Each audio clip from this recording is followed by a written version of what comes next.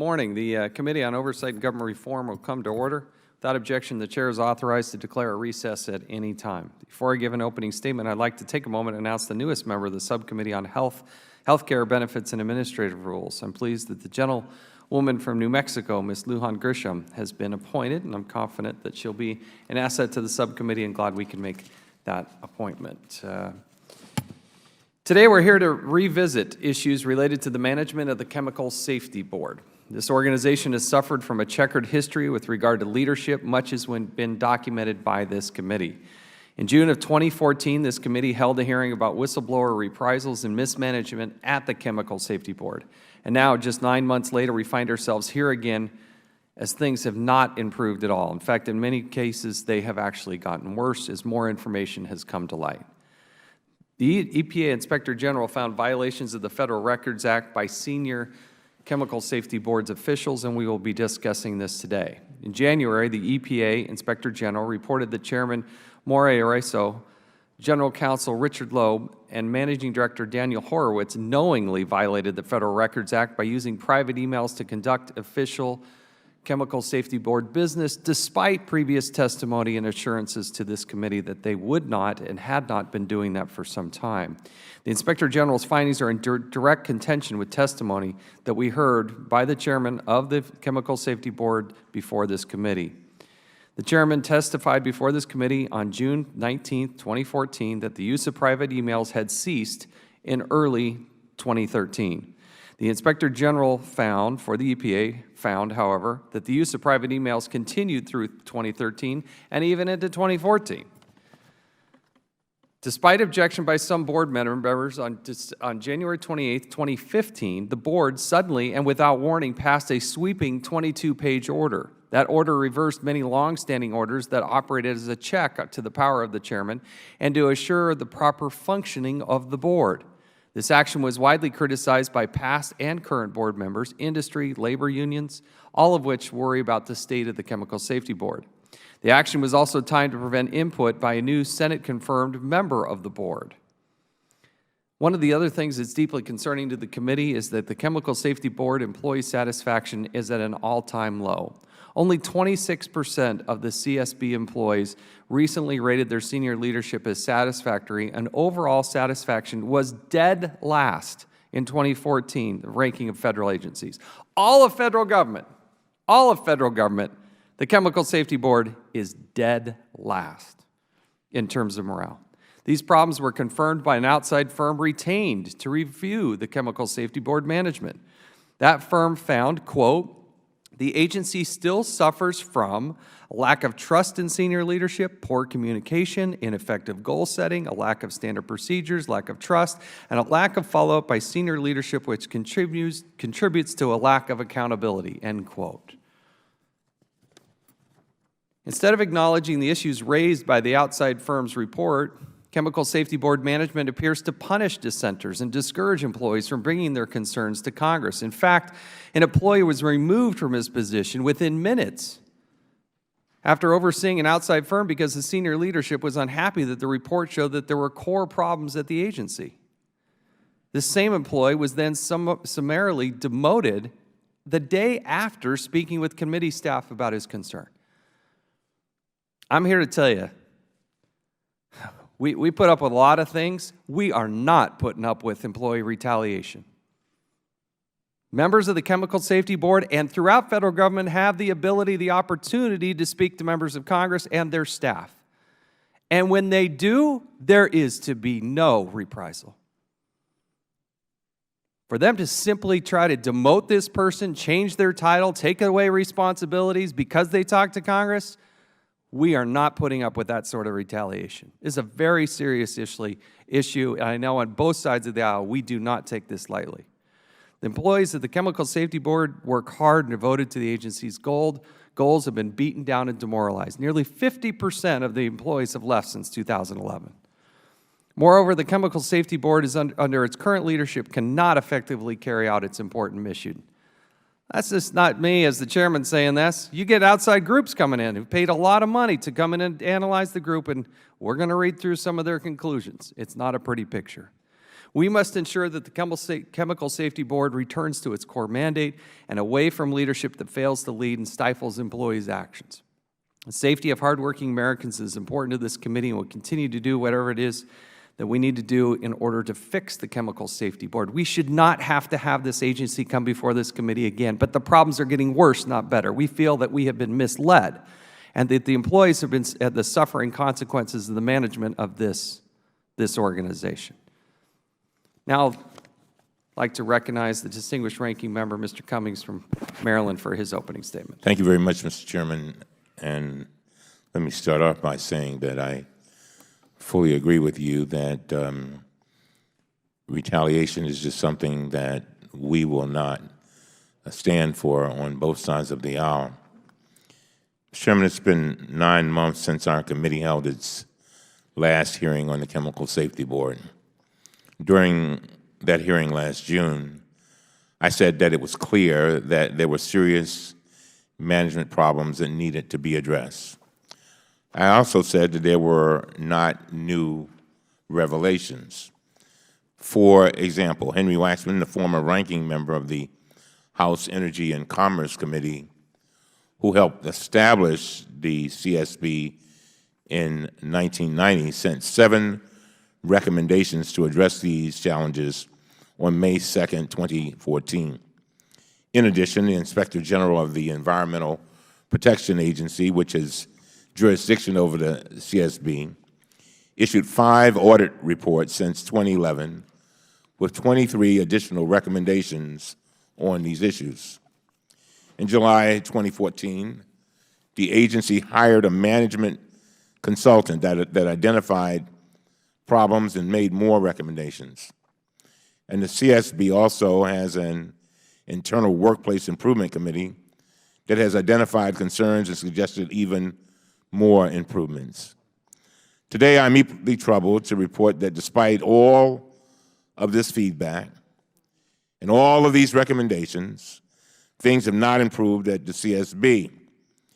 To the contrary, management problems at the agency appears to have gotten worse. Last September, the CSB hired another management consulting firm to address fundamental changes within the agency. This company, Vantage Human Resource Services, briefed the chairman and board members on its findings last month on February 12, 2015. We obtained a copy of Vantage's presentation, which was based on interviews with agency employees. Vantage found that 80% of CSB employees feel, quote, much frustration with top leadership. 80%. That is astounding. That is absolutely stunning a fact. Vantage also reported that 47% of employees have a, quote, perception of a climate where senior leadership discourage dissenting opinions, end of quote. That is nearly half the agency. Something is awfully wrong with this picture. This is the latest in the long list of negative reports the CSB chairman has received about his senior leadership. But instead of using this feedback in a productive way, the chairman and his managing director appeared to have retaliated against the CSB contracting officer in charge of the Vantage contract. On the same day that Vantage briefed the board on its findings last month, the CSB managing director, Daniel Horowitz, removed the contracting officer from the Vantage contract and designated himself as the contracting officer instead. On the same day, the managing director asked the CSB chairman for permission to search the emails of the former contracting officer, apparently looking for some incriminating evidence. Based on documents we now have obtained, it appears that the CSB chairman agreed to this request despite the fact that it included no specific justification whatsoever. It said only that he wanted to, and I quote, examine a confidential personnel issue, end of quote. Another troubling development occurred at a public meeting in Richmond, California on January 28, 2015. Board member Manny Ehrlich offered a sweeping proposal to consolidate the power in the CSB chairman and to cancel 3 investigations. The motion came with no prior notice and no opportunity for board member Mark Griffin to review the motion. Something is wrong with that picture. It also came after another board member was confirmed by the Senate, but before he was sworn in and able to vote. These allegations are appalling, and they indicate that the CSB has gone off the rails and is shocking to the conscience. Yesterday, President Obama nominated Vanessa Sutherland to be the new chair of the CSB, something the agency sorely needs, in my opinion, but that does not end the matter. Until she is confirmed, sadly, the current chairman apparently will remain in place, at least for the remaining 3 months of his term. I must tell you, that concerns me greatly. So I want to hear from him directly. I want to listen to his explanations for these events. I want to understand why he believes he should remain in his position. And I want to know, I really want to know why he is not resigning, especially since he has now lost the confidence of the President of the United States of America. I would also like to hear the perspectives of the other board members and the Office of the Inspector General of what reforms are needed to get this agency back on track. CSB has a critical mission.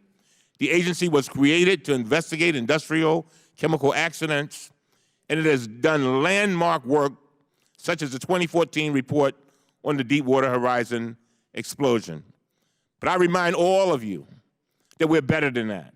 We're better than where we are now, and better than what has been happening in this agency. And so we owe it to the employees who are working hard every day to carry out the mission to ensure that significant and meaningful changes come out of this hearing. And with that, Mr. Chair, I yield back. Thank the gentleman. I'll hold the record open for 5 legislative days for any member who would like to submit a written statement. We'll now recognize the panel of witnesses, including the Honorable Rafael Morier-Raso, Chairman of the U.S. Chemical Safety Board, the Honorable Manuel Ehrlich, Board Member of the United States Chemical Safety Board, the Honorable Rich Engler, Board Member of the Chemical Safety Board, Honorable Mark Griffin, Board Member of the Chemical Safety Board, Mr. Patrick Sullivan, Assistant Inspector General for Investigations in the Office of Inspector General at the United States Environmental Protection Agency.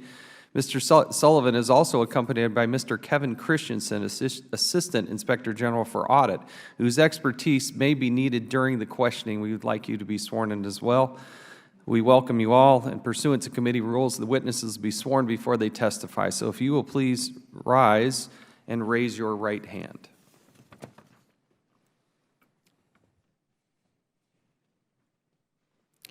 Do you solemnly swear or affirm that the testimony you're about to give will be the truth, the whole truth, and nothing but the truth?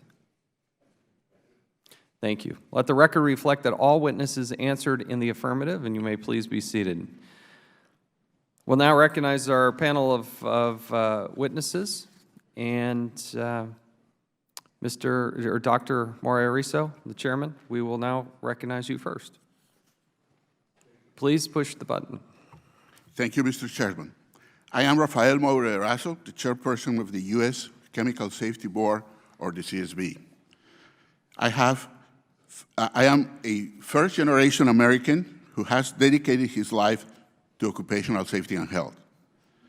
I have 15 weeks to go before I retire to my home near Boston and to my family and my grandchildren. I start by frankly acknowledging your criticisms of my management during the last hearing. I was humbled by the messages I heard loud and clear. I took them to heart. I have worked together with other board members and staff to address the issues you raised.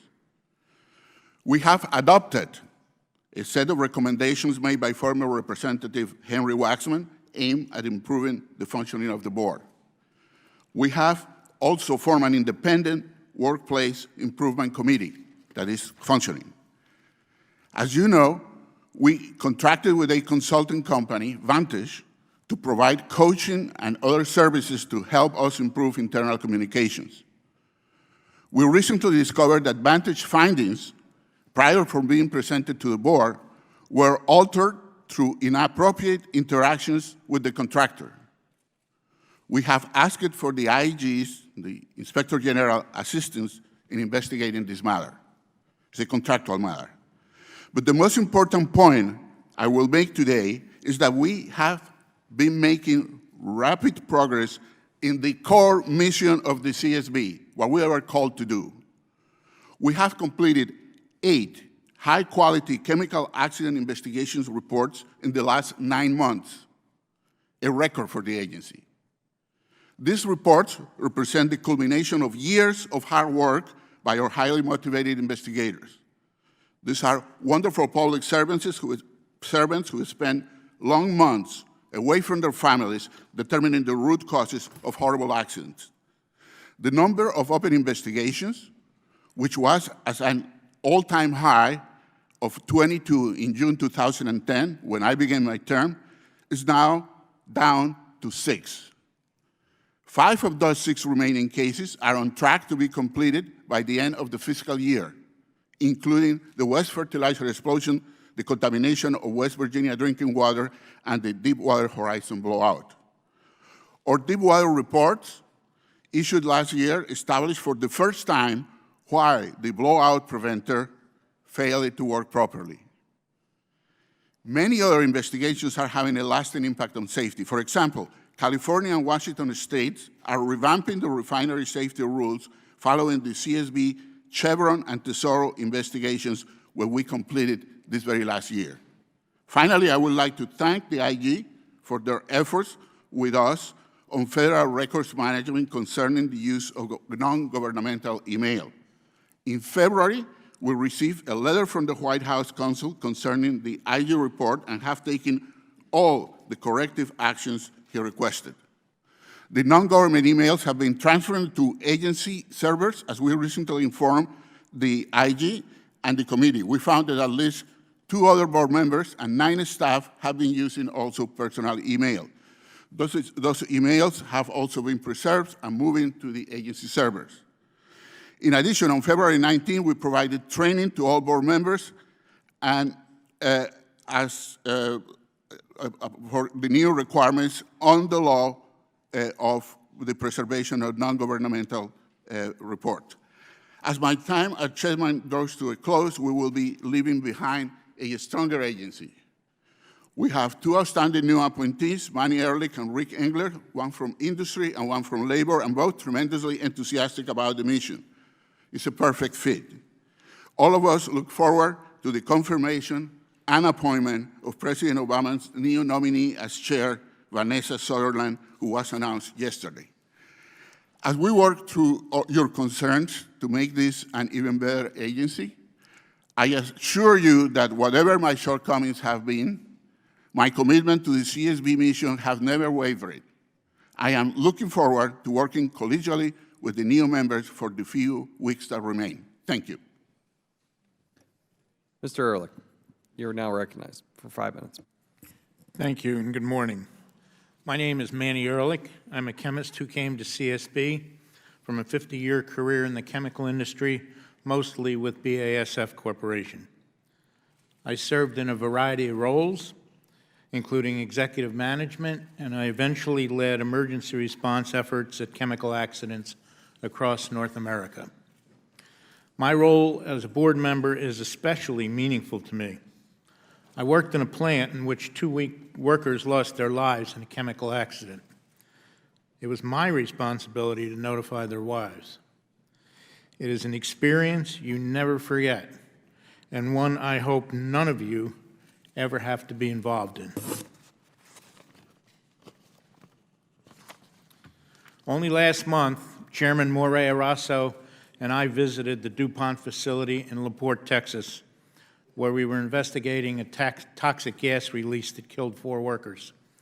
This trip reminded us of the agony associated with the loss of life at a chemical plant and reaffirmed our commitment to work diligently at the CSB to prevent future accidents. From what I have seen at my time in the agency, staff productivity is high. The work of the investigators is very stressful, but they are focused and dedicated. I'm impressed with the consistently high quality of the investigation reports and recommendations. Mr. Chairman, I am aware of the issues this committee has raised concerning management at the agency. Coming from the private sector, my approach is that we need clear delineation of goals, procedures, and responsibilities, while we work with the committee to find solutions to unresolved issues. I would like to take this opportunity to say that I have a high degree of respect for Chairman Morier-Raso and the high work output at the CSB during his tenure. He has been under heavy fire, but I know him as a man of high integrity, dedicated to preventing chemical accidents and saving workers' lives, and is truly committed to the agency's mission. He is a working chairman who is in the office every day. He travels to accident sites and is fully immersed in the life of the agency. In my judgment, as a former industry executive, a large part of the board's problems have been due to the confused and ambiguous lines of authority between the board, career staff, and the board chair. It appears that some board members work with a few career staff to curtail the appropriate administrative authority of the board chair. Thus, the chain of command within the agency has been undermined. The chair has faced internal opposition, tension, and criticism as he simply tried to undertake the basic functions of the agency. During my time at the agency, I have witnessed employee actions that I have never seen in the private sector, which have a very negative effect on the organization. An example is the situation the chair referred to in which 2 staff members intentionally doctored a report by our organizational consultant. They took out examples of progress being made and added in very negative comments about senior management. And they improperly instructed the contractor to keep their involvement secret. I put forth a motion in January 2015 to clarify ambiguities about the chair's administrative authority. My motion was about the future of the agency and the authority and leadership capacity of future chairs. The agency needs to function in a more business-like manner, with clearer lines of accountability, responsibility, and authority. I believe my motion conforms to private sector practices as well as the practices used at agencies like the NTSB. Most importantly, it clarifies the appropriate division of responsibilities between the board and the chair. It is now time to move forward and not look back. Mr. Engler and I will be working to ensure that the strong labor and environmental coalition background that he brings to the board and the industry background that I bring will be used collaboratively. We plan to meet jointly with industry and union stakeholders to build bridges and gain acceptance of key CSB recommendations. I look forward to working collegially with Mr. Engler and future board members. I will be pleased to answer any questions you have. Thank you. Mr. Griffin, you're now recognized for 5 minutes. Thank you. Good morning, and thank you, Chairman Shavitz, Ranking Member Cummings, members of the committee. Thank you for holding this hearing today. This committee's oversight is both timely and urgent. My name is Mark Griffin. I was nominated by President Obama in March 2010 and confirmed by the Senate in June 2010 to a 5-year term ending in June 2015. I would like to focus my testimony on 2 key issues.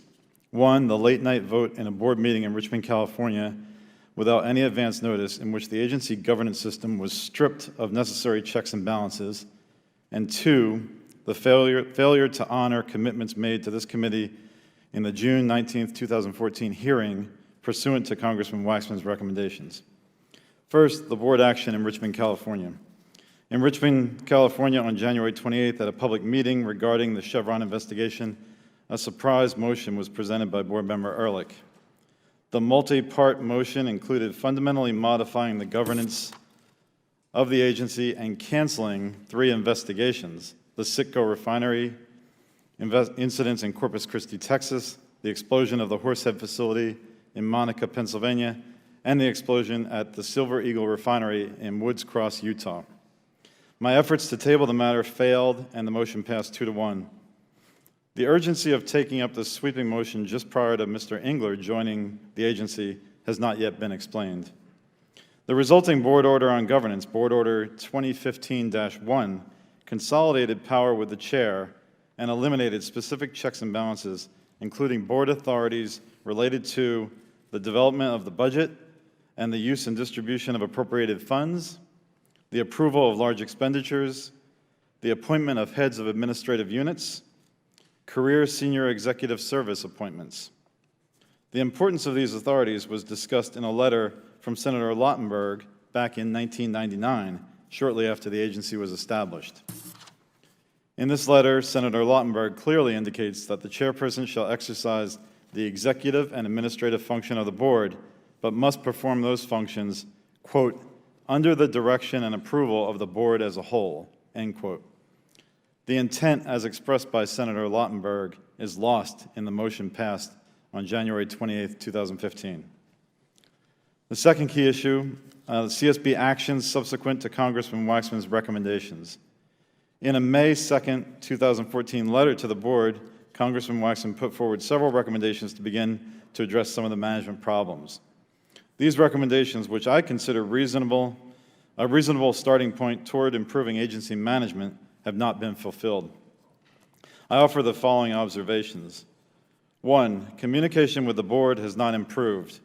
This is best illustrated by the lack of any communication with me leading up to the January 28, 2015 meeting. 2, rather than attempt to vote to modify Board Order 28, an order that delineates the authorities of the board and the chairman unilaterally declared Board Order 28 invalid based on a CSB Office of General Counsel opinion. 3, despite Congressman Waxman's recommendations, the 2013 recommendation from the EPA IG, and numerous requests by board members, an overall investigations plan has not been completed since I've been on the board. And 4, a plan for completing the investigations protocol has never been provided to the board. So what is the remedy? In the last year, the agency has hired management consultants and executive coaches and set up a workplace improvement committee purportedly to improve employee morale and make necessary management reforms. Despite these activities, no meaningful management changes have been made. I believe the following actions should be taken. Number 1, the entire motion made in the January 28, 2015 meeting should be rescinded. 2, Board Order 28, dated August 8, 2006, should be reinstated. 3, the board should make a clear-cut statement of policy that the CSB orders are the governing procedures of the agency. 4, the board should make a commitment to hold monthly public business meetings. And 5, the oversight and recommendations provided by the EPA IG are useful, and the relationship with the EPA IG must be rebuilt. The agency's mission is very important, and these problems must be resolved. Thank you for your consideration. Thank you. Mr. Engler, you're now recognized for 5 minutes. Good morning. Thank you, Chairman Chaffetz, Ranking Member Cummings, and the committee members for asking me to testify at this important and timely hearing. Excuse me. My name is Rick Engler. I was confirmed by the Senate to be a CSB member last December 16th, and I was commissioned to the board for a 5-year term by President Obama on February 5th, 2015. I am thus the newest CSB member. Before this appointment, I was director of the New Jersey Work Environment Council, a collaboration of labor, community, and environmental organizations where preventing chemical disasters was a primary focus. The CSB and its dedicated staff have accomplished much over its short history. Its investigations, its recommendations, reports are essential tools for preventing tragic chemical incidents, which continue today. During my first few weeks at CSB, I've reviewed extensive material, including CSB reports, recommendations, and briefing documents, Inspector General findings, materials from this committee's hearing on the CSB last June 19th, and the new Vantage report discussed earlier. I have spoken to some past and all current board members and many, but not all, CSB staff, as well as some outside stakeholders. Excuse me. My learning process is not done, yet I already conclude that major internal changes must occur for the CSB to best fulfill its critical mission. Foremost, changes are needed to resolve the controversy over CSB governance and the powers of the chair in relationship to other members. The serious engagement of all CSB members in major decisions provides critical checks and balances and would result in the best decisions. Unfortunately, Board Order 2015-1 was approved by a 2-to-1 vote on January 28, 2015, as has been already pointed out. This action took place after I was confirmed by the U.S. Senate, but just 5 business days before I was sworn in as a CSB member. It consolidated power in the chair and eliminated, for example, the role of 4 other members in deciding budgets, major use of funds, key contracts, and approving appointment department heads. I believe this will have a negative outcome on the performance of the agency. And I should point out, in a very small agency that has roughly 40 staff, the 5 board members are, in my view, should be active participants in the work, not sitting aside from the work and making decisions, but doing work. And that means that they should be participants actively in key decisions as well. So I would urge the board to rescind its overall motion of January 28th. I respectfully ask this committee to urge the CSB to take such action. A new process with deadlines to ensure the best governance rules and policies with checks and balances could then begin. Some other changes are also urgently needed to accomplish the following: address the serious issues raised by the Vantage report, including poor internal communications, lack of consistent policies and procedures, and employee frustrations with senior management, which have all led to very low staff morale. And I'd like to add that regardless of the process, the substance of the Vantage report is very, very troubling. So regardless of what interactions took place, the essential message there gives me grave concern about the issues that have been raised. I will work to ensure that CSB members and staff work collegially where all views are respected, even when there are disagreements, whether it's over science, whether it's over policy, whether it's over recommendations. And I would also like to add that I have spent decades in the state of New Jersey working for strong whistleblower protection. One example is that I helped lead an effort to amend our Conscientious Employee Protection Act, which passed the legislature in the state of New Jersey with virtually unanimous bipartisan support, that required an annual notice to go to every private and public sector employee in the state, making sure that they understand that they had a right to speak out, an obligation to speak out, if they found violations of law or public policies. I feel deeply about whistleblower protections.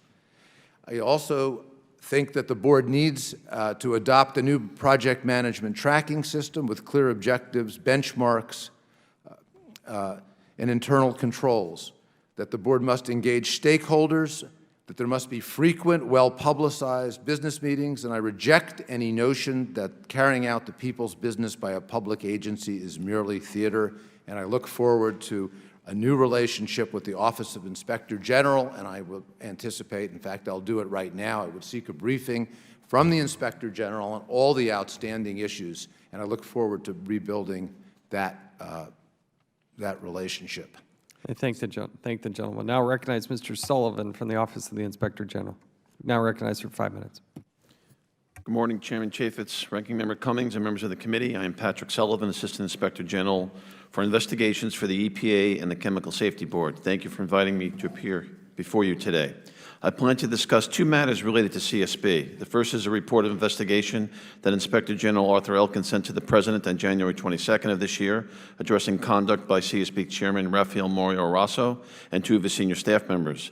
The second relates to our audit work at CSB. I will provide an overview of CSB's document production and its use of non-governmental email systems for official communications. On or about February 6, 2013, the OIG received information alleging that CSB officials were conducting official business via non-governmental email accounts. During our investigation, the OIG made requests to the CSB for communications pertaining to official CSB matters that were sent via non-governmental email systems.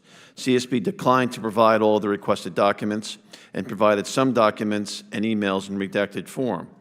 This refusal of access to the OIG constituted a particularly serious or flagrant problem under the IG Act, and Inspector General Elkins was compelled to issue a 7-day letter to Chairman Morier-Raso in September of 2013. CSB nevertheless again refused to provide the emails and forwarded the IG 7-day letter along with the CSB response to Congress. In June 2014, this committee held a hearing on these issues. Following the hearing, the committee directed the CSB to turn over the emails to the OIG, and the agency provided a number of responsive documents. My office completed its investigation, finding information sufficient to support conclusions that Chairman Morier-Raso and Mr. Loeb purposefully used private, non-governmental email systems to communicate on CSB matters. Also, these communications were not preserved as official records. Regarding the OIG report of investigation, on February 9th, Chairman Morier-Raso responded in writing to the White House counsel. We are awaiting the President's determination as to whether disciplinary action is warranted. At various times, Chairman Morier-Raso and Mr. Loeb explained what action was taken to correct the use of non-governmental email systems for official CSB communications. In his February 2015 letter to the White House counsel, the chairman stated, quote, "All of the individuals who are cited in the OIG's Memorandum of Report and Investigations of January 16, 2015 have zealously abided by the IG's email preservation recommendations since the OIG first made us aware of this issue," unquote. More recently, in fact, just 2 days ago on March 2nd, Inspector General Elkins received a letter from the chairman saying that remedial actions have been taken at CSB. But we have yet to receive statements from the chairman, Mr. Loeb, and Mr. Horowitz, which was asked for in August of 2014, certifying that they have fully complied with the OIG's request for documents. During our investigation, a document request to Mr. Horowitz turned up a non-governmental email communication among him, Chairman Morier-Raso, and Mr. Loeb, dated August 21st, 2013. The data is relevant because it occurred after Mr. Loeb told congressional investigators in the OIG that the use of non-governmental emails for official business had ceased. Further, we found emails between Mr. Loeb and Mr. Horowitz sent via non-governmental email accounts pertinent to previously received allegations from a confidential source that a high-level employee in the Office of Special Counsel had compromised the identities of whistleblowers at the CSB. We have ongoing audits on CSB contracts, purchase card and improper payments, and CSB governance.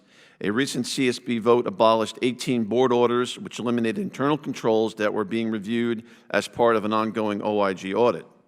There are 5 CSB-related OIG audit reports with open and unresolved recommendations.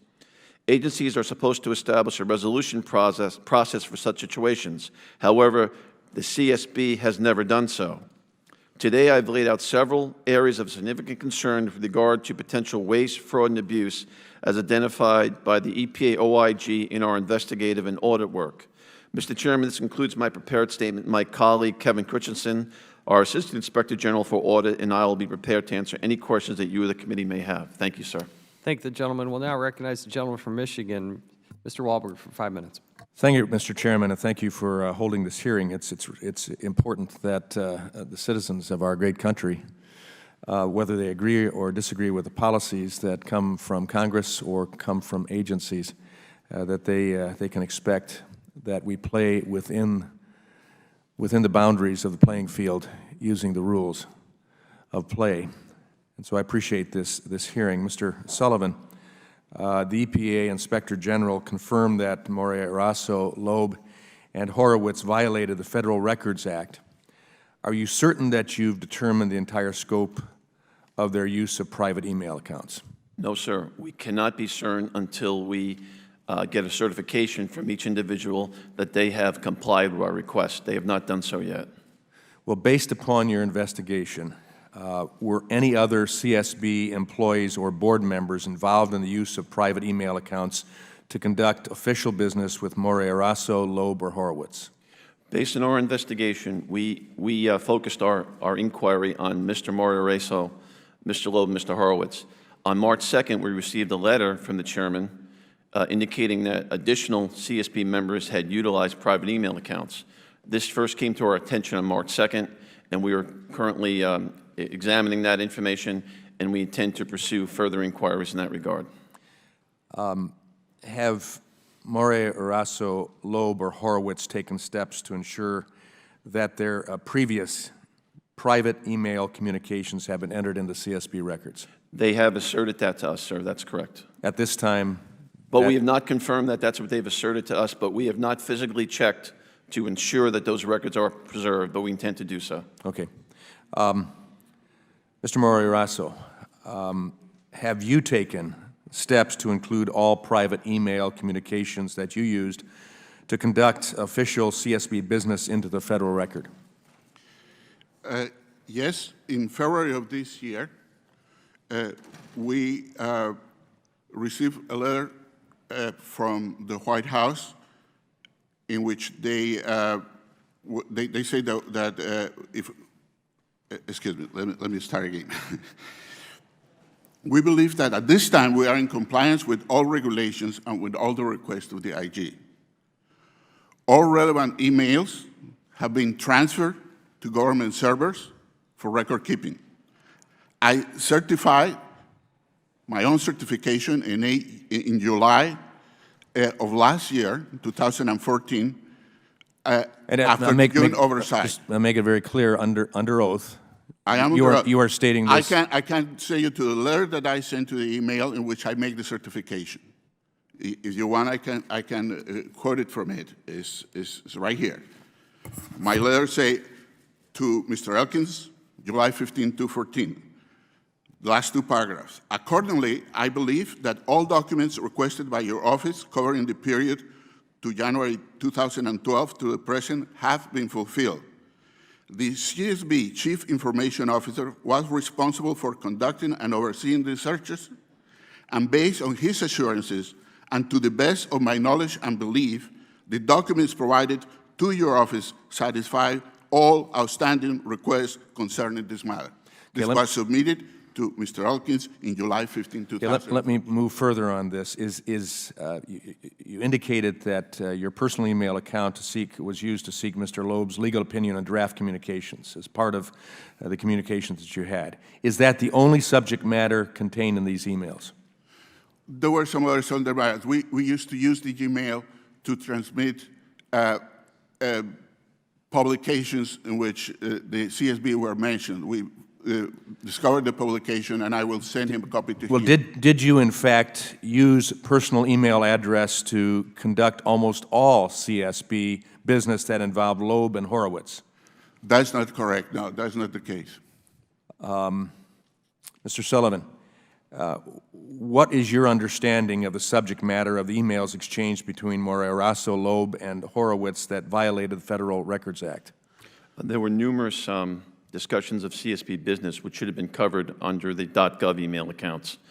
Specifically, though, the issue of the compliance that we requested, we sent a request for Mr. Horowitz, Mr. Loeb, and Mr. Morier-Raso to fill out a form, it's a statement of compliance, and we asked them to certify that they completed the correct record searches using correct search terms and that they've searched their private email accounts. We have yet to receive this document back certifying that they've done that. Is that the document that Mr. Morier-Raso referred to? No, he sent a letter saying that he searched the records, but neither of the three gentlemen we've requested have submitted this document to us, specifically stating exactly the methodology they used to conduct the searches. That's what we need to certify that they're in compliance.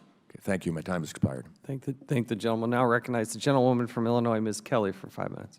Thank you, Mr. Chair, and I thank you and the ranking member for holding this hearing. Since 2010, the Federal Employee Survey results indicate dissatisfaction with the governance of CSB by senior management. CSB ranks near the bottom in a comparison of very small agencies with a high percentage of staff reporting that they would not recommend the CSB as a good place to work. Mr. Chairman, are you aware of these survey results? Yes, Congressman, I am aware.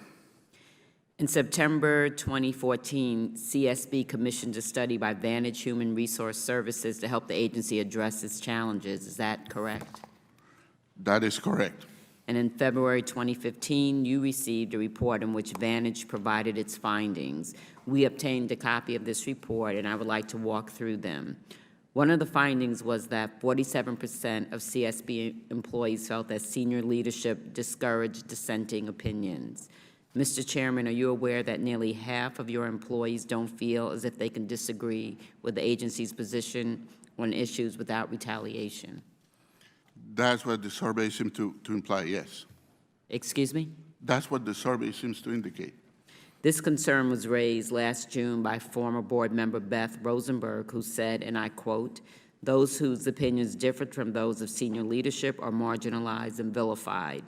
At the CSB, disagreement is seen as disloyalty, criticism is not welcome, and staff fear retaliation." Do you disagree with the results of this survey, Mr. Chairman?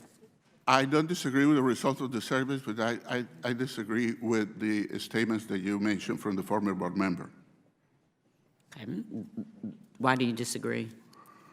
Because I think that people have the option in the agency to express their views and to discuss it with everybody. That has been my policy.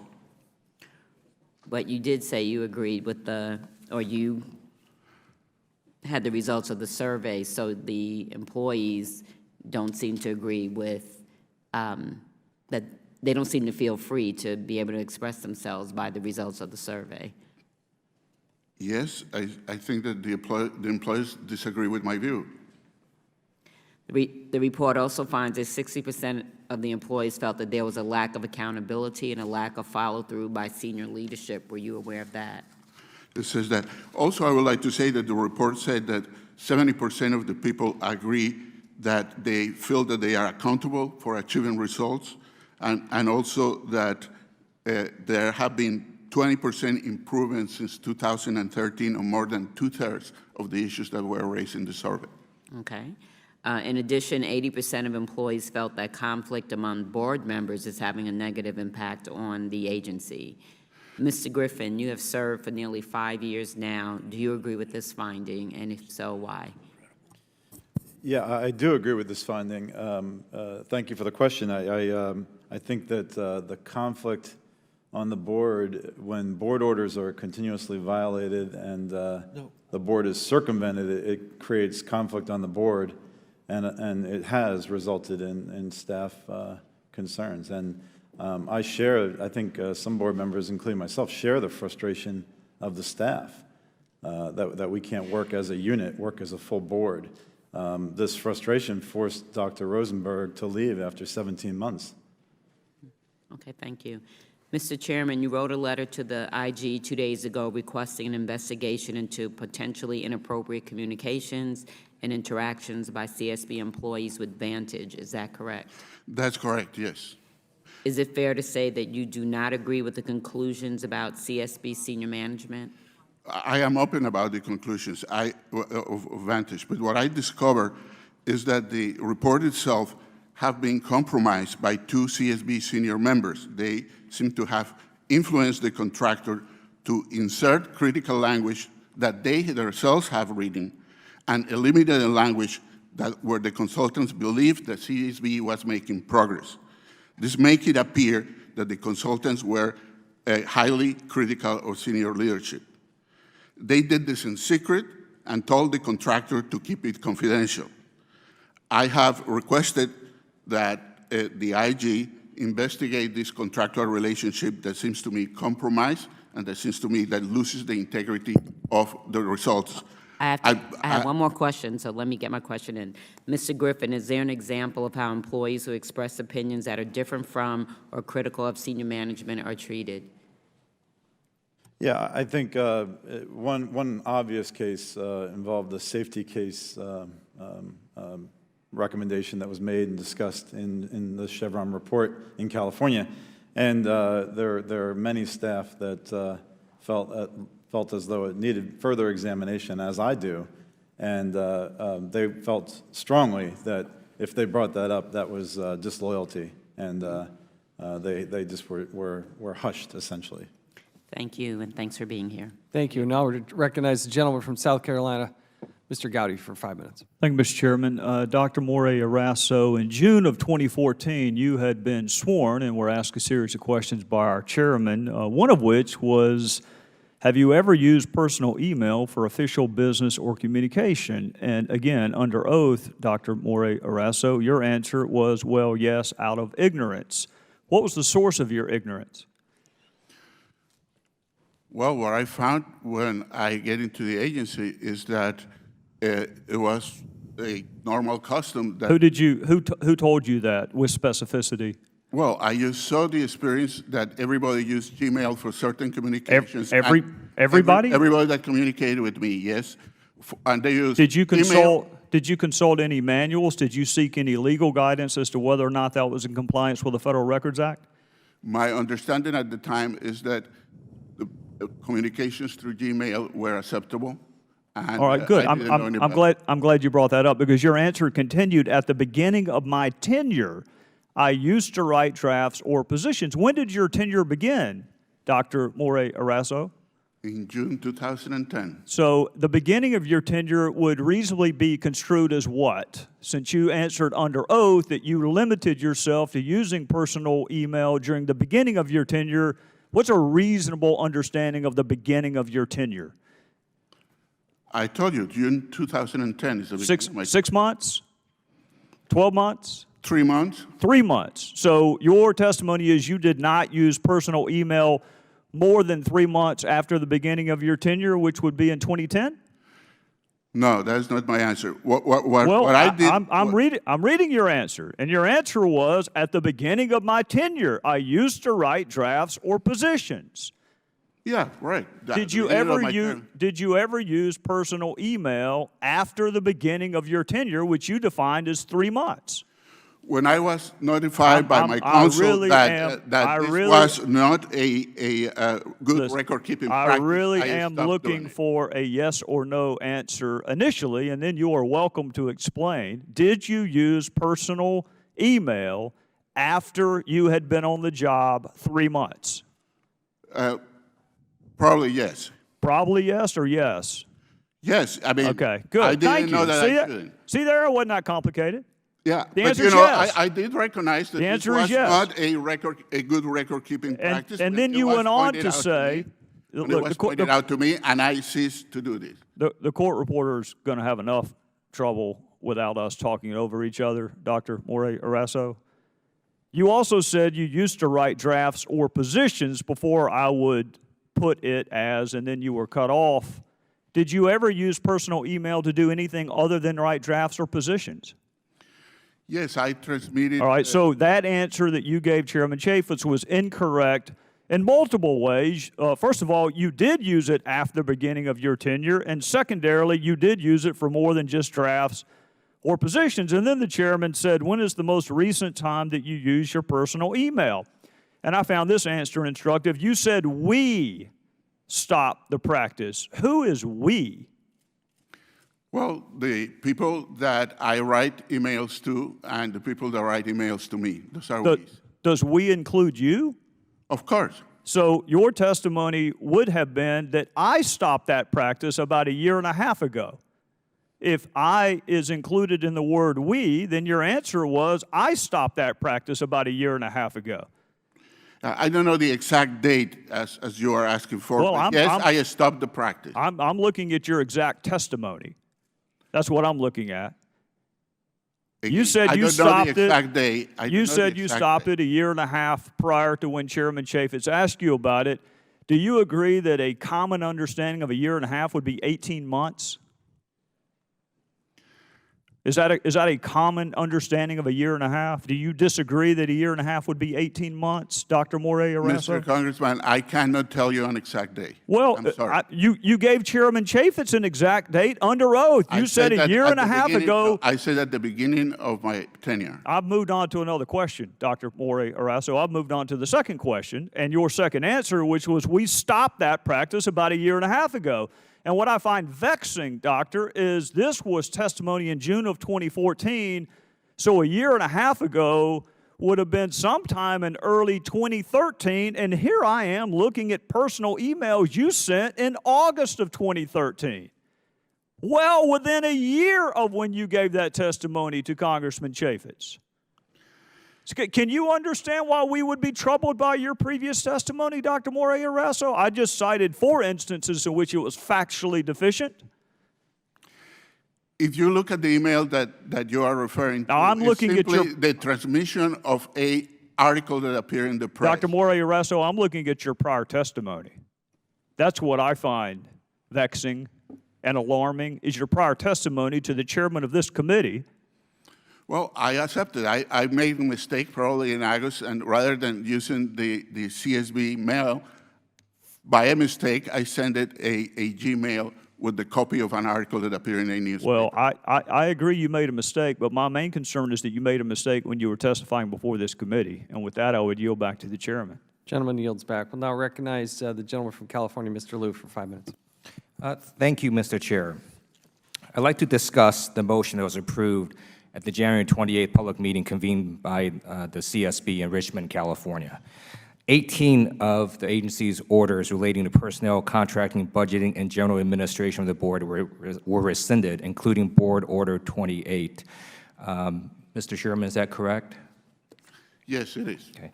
The motion eliminated board approval regarding the hiring of senior staff, selection of members of the senior executive service, and spending above $50,000.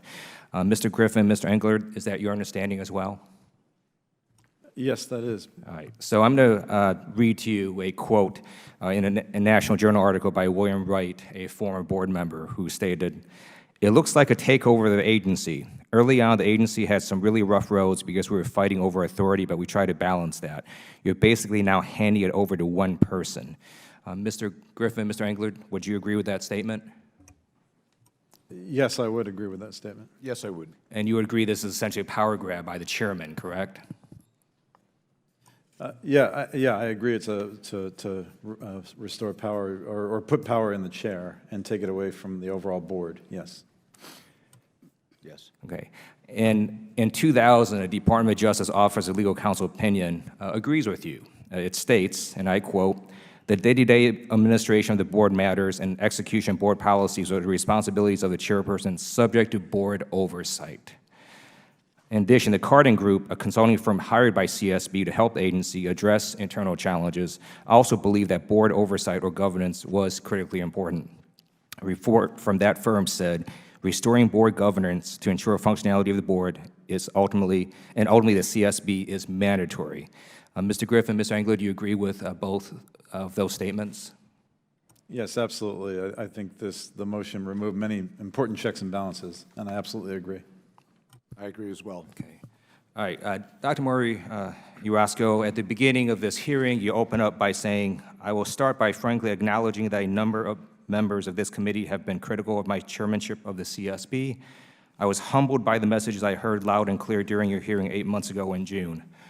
I don't believe you. A person who has been humbled would not, about a month and a half ago, have consolidated power on the board. When someone is embattled, when someone has shown dysfunctional leadership, they don't consolidate power. That is what dictators do. It's not what public officials in America do.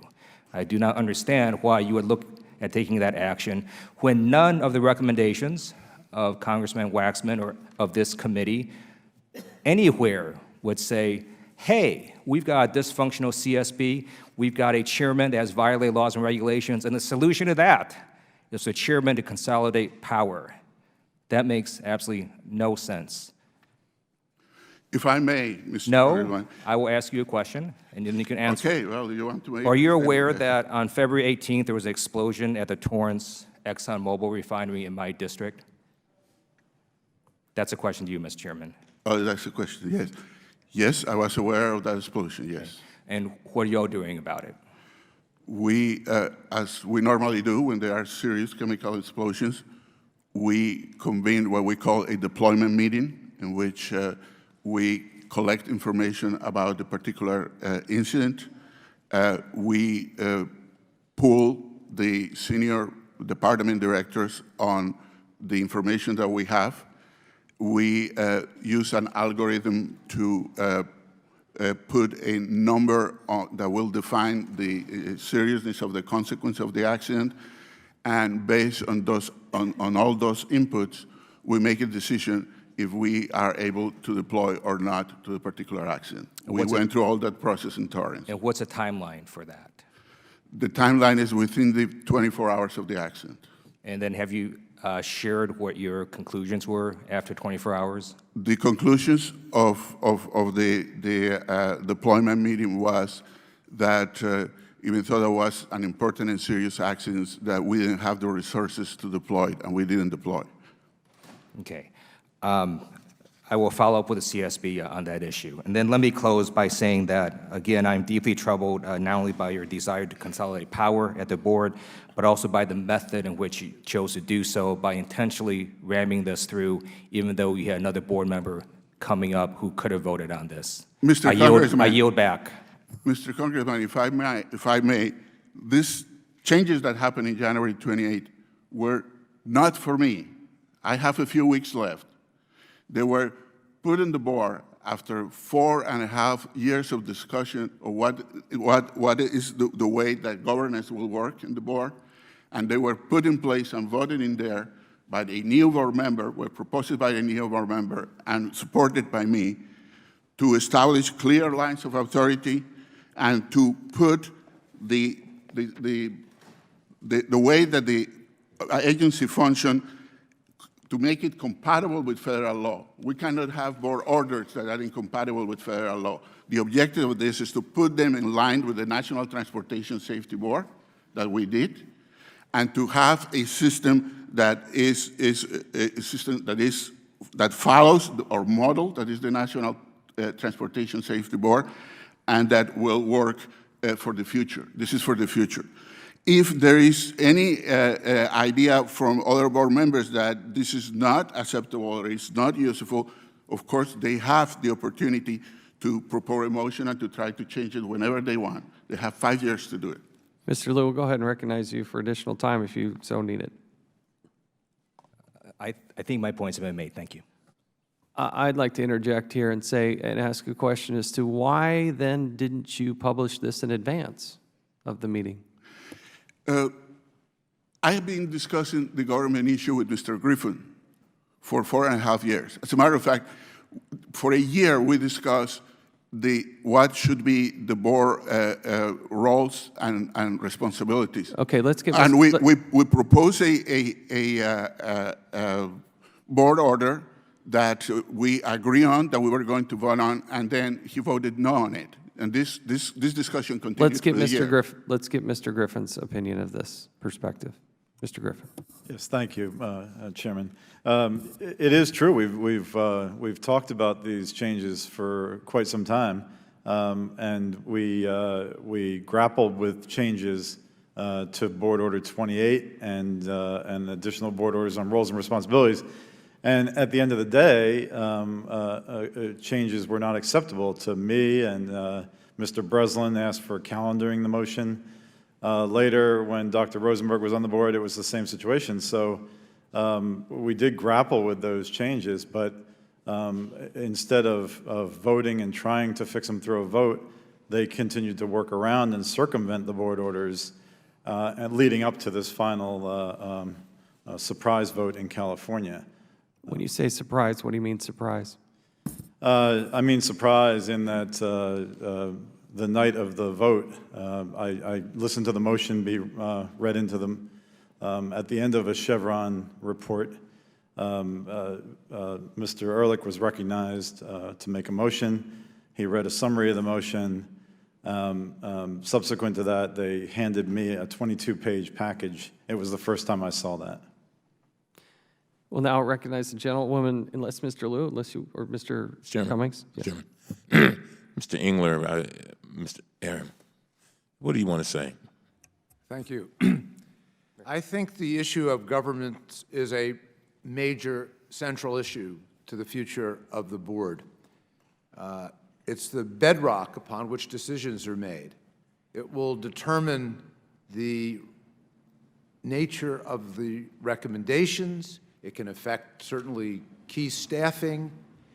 And what I would like to see moving forward, in addition to retraction of the in-the-night action in Richmond, is a look at, can the board policies and procedures be done by regulation? The CSB is not a regulatory agency, but it does have the ability to issue regulations to govern its own conduct. And I would suggest, and I have to say that I have to consult with more people about whether this is really a good idea, that if it was done by regulation, there would be an opportunity for advance notice. There would be an opportunity for public comment. There could be an opportunity for a public hearing of industry, labor, environment, academic stakeholders. And so the outcome of such could be that we have rules that last beyond one particular chair, whether they are nominated by a president for one party or another, that would have lasting value. And I think that would help the credibility of the board and stabilize the board moving forward. Thank you. Now recognize the gentlewoman from Wyoming, Ms. Lemus, for 5 minutes. Mr. Chairman, may I say a few words? No, we're going to recognize the gentleman from Wyoming now. Thank you, Mr. Chairman. I want to follow up on Mr. Liu's line of questioning. Mr. Ehrlich, why did you put forth, as part of that late-night motion in California, why did you move to close out pending investigations at Silver Eagle and Citgo and Horsehead? Based on the information that I was given, we had done just about all we could do there. Who provided you that information? I talked with the staff. So the staff told you we're done?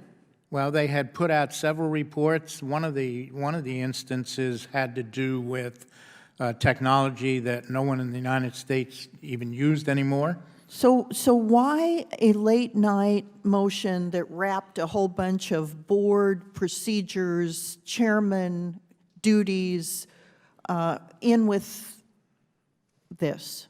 For the same reason I made the motion concerning the board orders, this was tagged on to it. My primary objective was to clean the slate so that when Mr. Engler and myself remain after June, we have a clean slate to deal with. We can go back and put any board order or rewrite any board order. And in fact, of the 18 board orders that were rescinded, 3 of them hadn't been used in years, 10 of them were inaccurate, 3 of them were obsolete, and 1 of them conflicted with the GSA's travel policy. We are in the process of putting 4 board orders in place at this time to correct some of those deficiencies. There is nothing to say that we can't go back and put in place the correct board orders.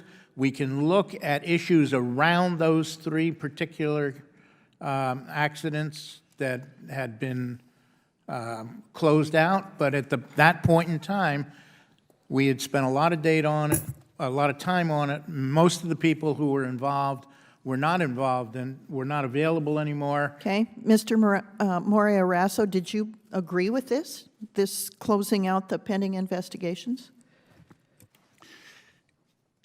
Yes, I did. Okay, so, Mr. Griffin, did you agree? If I can explain to you. Yeah, I'm sorry, you just said yes, I got my yes, answer. you know, we have Mr. Griffin, did you agree with closing out those investigations? No, I didn't agree. And in fact, we had an action plan submitted to the board, a draft action plan in November that had actually incorporated all 3 of these as being part of our actions going forward. So what are the implications of closing these out without the effort to go forward? Well, I think the implications are that what we've issued so far are just, one of them is a metallurgical report and the others were urgent recommendations, which I supported for CITGO, but it didn't allow for the full assessment that our kind of investigations would do, to look at the higher level causes of an incident. And that's what the stakeholders are interested in. They don't want to know just why the metal failed. They want to know what caused it to get in that state in the first place. So do you believe these investigations were closed because investigators have left the agency? Or did that have nothing to do with it? I believe these were old investigations, and some of the investigators did leave the agency, yes, but there was a lot of work that went into these. I think overall $800 and some thousand put into these 3 investigations. So I was at least interested in hearing more about what could be done with these cases with our current investigative team. They can certainly pick up the evidence that's there and work with it. And do you think that that evidence might have a bearing on public safety? They might inform or instruct public safety in the future? Oh, absolutely. And I think, that's why we do this work. It's not simply to know why the piece of metal failed. The stakeholders want to know more, and that's what we can provide. And for the 2 investigations, even the fact that some investigative staff had left, CITGO and Silver Eagle, they were put into the action plan as part of an overall refinery study. And I thought that could be a reasonable option, since we maybe can't do full reports on those investigations. We don't want to lose those issues. They're very important. After this meeting, the action plan was updated to eliminate the refinery study and those investigations. Mr. Engler, any idea why why eliminate this? I'm not precisely sure. In fact, I wanted to have a meeting tomorrow afternoon because one of the problems of being a new board member in this environment is complete confusion about what decisions have been made, the difference between an investigation that morphs into a study, that changes into an industry-wide study that might be related to a conference. I mean, figuring out what clear decisions have been made is a moving target. Yeah, and that's been one of my challenges as a new board member, and I'm finding it, frankly, very difficult. Now, we share your frustration. Thank you, Mr. Chairman. I yield back. Thank the gentlewoman. We'll now recognize the gentleman from California, Mr. Desaulniers, for 5 minutes. Thank you, Mr. Chairman. And I want to thank you for this hearing and the ranking member, and I particularly want to thank you for the title of the hearing, Rebuilding the Chemical Safety Board, because I think the board is important. To the chairman, I take extreme exception to your comments in your opening remarks, having been a state and regional regulator in California, that you would suggest that California, because of your actions, are adding to regulations. And as you know in our conversation, I tend to agree with you that we should look at adopting the safety first culture that they have in Europe. And when I was in the legislature, because of a hearing in Chevron, which is in my district in Richmond, I looked at that, but because of the dysfunction of this agency, it was recommended to me that I withhold that legislation. So I had staff members in the meeting in Richmond City Hall that you all talk about. In the last 24 hours, I've had continued conversations with state and regional local regulators who were there, who used words to describe the events after you had the recess as incredulous and embarrassing as the actions of the board, and that the motion was inaudible. So Mr. Griffin and Mr. Engler, this action was taken, was it not, because Mr. Engler had been confirmed by the Senate and was due to join the board, so that the majority in this instance would not have been able to pass the motion once Mr. Engler joined the board at a subsequent meeting. Is that not why it happened, in your view? In my view, it would seem to be the case, yes, and I made a motion to table based in part on that fact. So I just want to read for you a quote that's been publicly put out by a former board member during both the Clinton and George W. Bush administrations in this regard. The action seemed to stick its finger in the eye of the Senate. Would you agree with that, Mr. Engler, given that you were already confirmed and because of personal reasons you couldn't join the board for the meeting in Richmond? Yes. Another quote from a former CSB member in regards to your actions. by William Wright, is the former CSB member. They basically, talking about the majority, hijacked the agency, said former member William Wright. They did it surreptitiously and with forethought. They didn't announce this major sweeping change in advance of the meeting. Then all of a sudden, 22 pages of changes take place. The motion canceled unfinished investigations into 3 major investigations, and a comment from an employee representative said, this resulted in missed opportunities like this, in this action, truly putting workers and the public at risk. Would you agree with those quotes, Mr. Engler and Mr. Griffin? Yes. Yes. Mr. Chairman and Mr. Ehrlich, when we had our conversation yesterday, I said I would be amongst your staunchest supporters when you're right, but when you're wrong, as somebody who believes in this and has been, as I said, a regulator, and Mr. Liu and I have within our districts the preponderance of the capacity for refining in the state of California. In my county, we have the highest concentration of chemical and refinery facilities and hazardous materials in the state of California. It's in, I believe, the 4th largest metropolitan area surrounded by urbanized areas. I, for one, want those facilities to work and work successfully. They're continuously amongst the 10 largest taxpayers. Their multipliers are huge. I've had somewhat of a love-hate relationship with the regulated community, but they respect me and I respect them, and I don't want them to leave. Effective enforcement is very important. We're proud of what we do in the Bay Area. I can't say that I'm proud of what this board does. It's very clear sitting here that this is a dysfunctional agency. Usually you have to scratch around a little bit to find arrogance and incompetence, but in this instance it's right out in the daylight. And I apologize if that appears harsh, but what good would it do the agency or the public? And Mr. Ehrlich, your comments about going to funerals, those are heartfelt. As you know, I have had to attend funerals of constituents, one who was eviscerated, 4 who have burned in a very hard emotional incident for the Bay Area that both resulted in economic downturns for the Bay Area. Not downturns, but they had a significant impact because of the importance of the refining capacity. So I'm at a complete loss as to why, when you tell me, and you just said you only have a few weeks, but in effect you have a few months. When I read the Vantage report, which I think is terrific, your last, as was said by a colleague, viewed in comparable agencies, and you've actually gone down in the last year in terms of confidence of your employees. I look at the vote as 80% of the people directed at leadership as being dysfunctional as a vote of no confidence. Normally, when you get an 80% vote of no confidence, you leave. You can leave with dignity. You've had a long career. It would be my personal suggestion, having had a long time in regulatory affairs at refineries, and my ask of you personally, that you resign as soon as possible. I see no possible good for you personally, the agency, or the people we serve, for you to serve one more day. So for me, Mr. Chairman, and again, I appreciate your having this hearing, but for the sake of the people we serve in a bipartisan fashion, I wish we would begin to rebuild this agency, and the only way to do that, with all due respect to the Chairman and Mr. Ehrlich, is to get your resignations as soon as possible. Thank you, Mr. Chairman. I yield back. May I respond to the Congressman? No. The gentleman's time is now recognized for Mr. Meadows from North Carolina.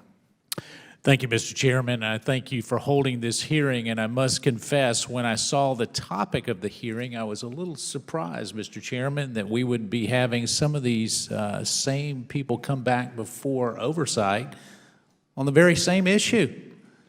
And I don't know if perhaps, Mr. Chairman, that they didn't take the suggestions that you and others had made earlier, but I'm really confused as to why we would not have addressed those. So, Mr. Sullivan, I'm going to come down to you because I know your credentials as an investigator are impeccable, and I thank you for your work. And it's my understanding that you sent a report based on the investigation to the White House. Is that correct? Yes, sir.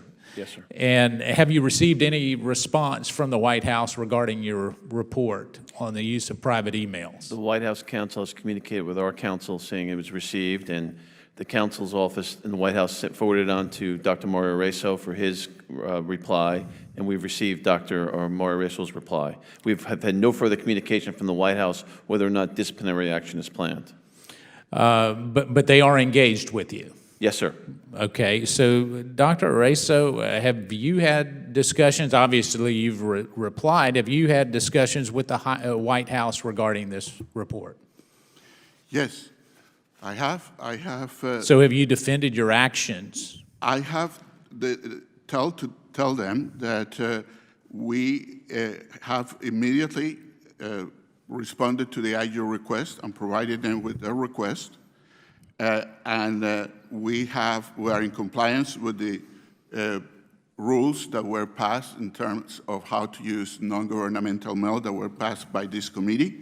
So you've said that you've complied with this committee.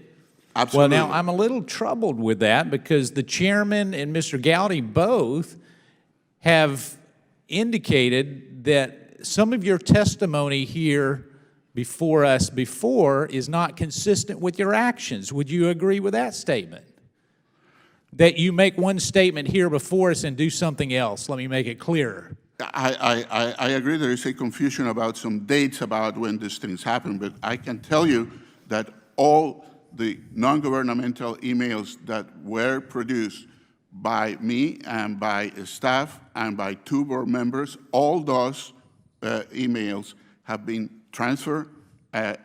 For one thing, have been kept on the server and are available for So you've given all of those to the Inspector General's, Mr. Sullivan?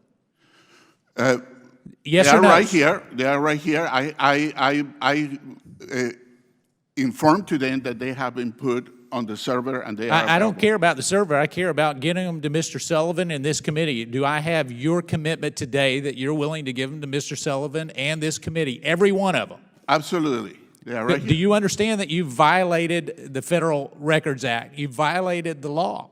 Do you understand that?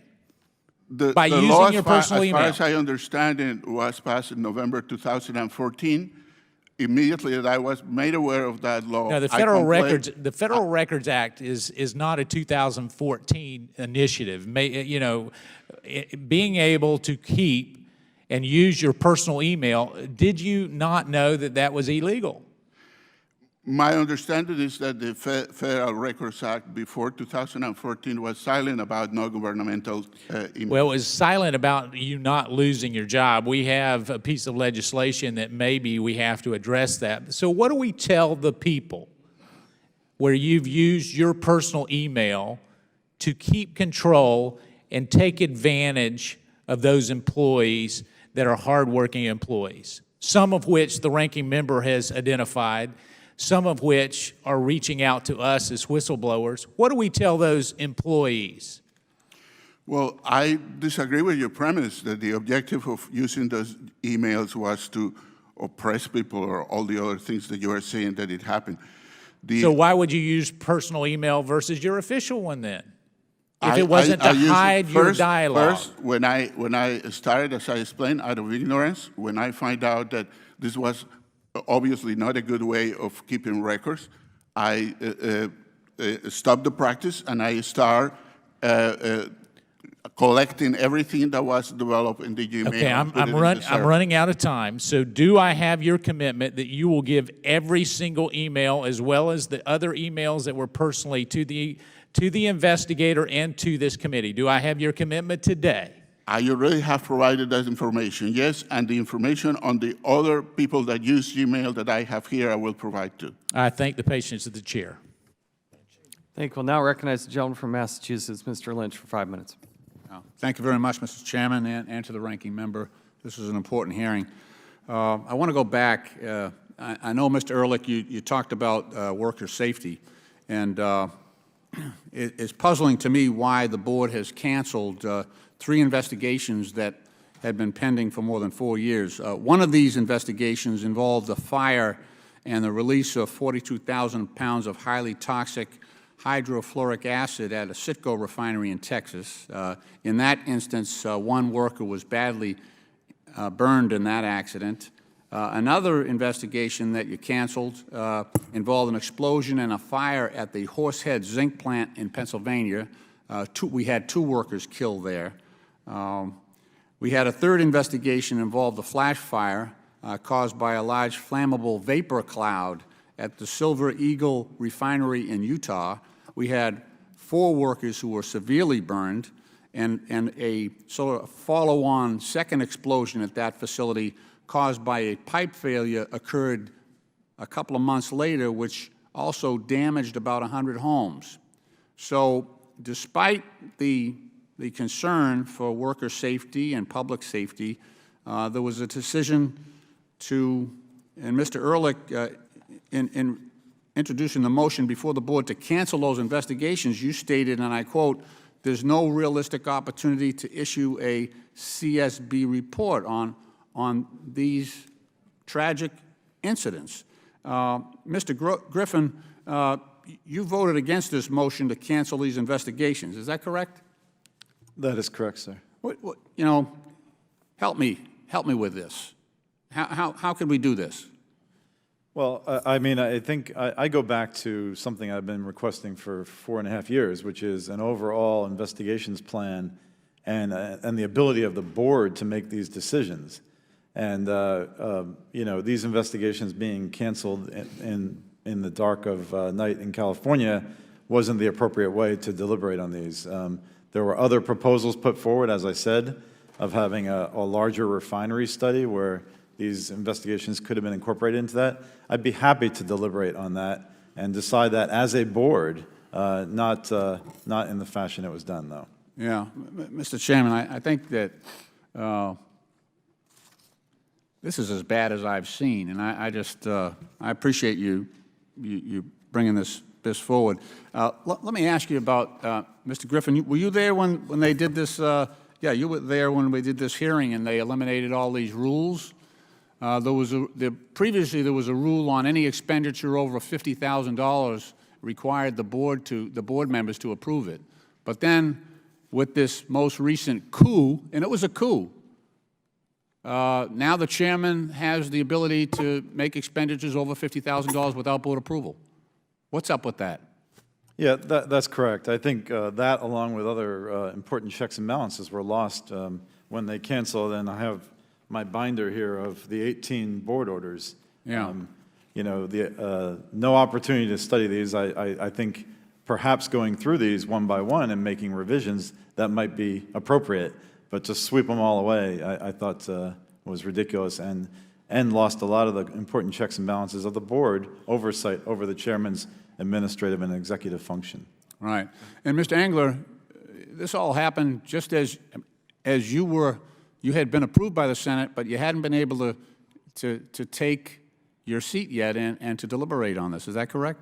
Yes, that's absolutely correct. I've worked for decades for an organization, and through my long process of consideration for this position, I had a responsibility not to walk out on my longtime employer, and so I needed a somewhat of a transition time to complete work there so I could fully devote to my duties here. So I was not in a position to join the board. I will say, moving forward, I am very concerned about hydrofluoric acid, as I know many of the board leaders and staff are. In fact, relating back to the mission of the board, the Oil Insurance Association pointed out in roughly 1974 that hydrofluoric acid use in alkylation units in oil refineries posed major dangers. The Oil Insurance Association was then the advisor to the petroleum industry.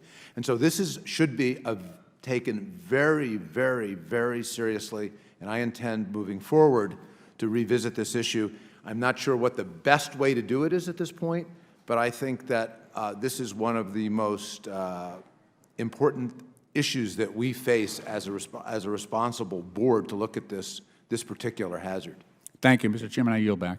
Thank you. Now I recognize the gentleman from South Carolina, Mr. Mulvaney, for 5 minutes. Thank you, Mr. Chairman. Gentlemen, I was going to talk a little bit about that meeting in Richmond, but a couple of the exchanges that just took place regarding the emails got my attention. So I'm going to ask a variety of questions to a group of you, starting with you, Dr. Morier-Raso. You said that it was the Federal Records Act that was adopted in November of 2014 that prompted you to change your practice. Yet in June of 2014, which was before the Federal Records Act passed, you said, "We stopped that practice about 1.5 years ago because we realized how problematic it was." End quote. So tell me, if you're relying on the November 2014 changes to the law, why did you make your change 18 months before your June 2014 testimony? Well, first of all, Mr. Congressman, we stopped using the emails, giving the exact date, in March 2013. About 18 months before your June. So clearly, the Federal Records Act changes in November 2014 had nothing to do with the change in your practice. I mean, that was what the White House requested from us to comply with that. But again, and we comply with that. But previously, you told Mr. Meadows that it was the Federal Records Act of 2014 that had nothing to do with your decision in March of 2013, right? No, of course not. All right. Now, then it said that when Mr. Chaffetz asked you about why you did that, you said the board was telling me that I couldn't use my private, and then there was some talking over, I assume you were going to say private email accounts. Is that fair? The board was telling me I couldn't use my private email accounts. Why did the board know it was against the rules, but you didn't? It was a general practice in the agency for people to use Gmails. Okay, but that's not what you said. You said the board was telling me I couldn't use my... Did Mr. Ehrlich tell you couldn't use your emails? Mr. Ehrlich wasn't there. Okay, who was on the board at that time? Mr. Griffin, I believe. Okay. Who told you who on the board told you could not use your private emails? It was problematic. No one really... And are you testifying, or is it the guy behind you in the dark hair?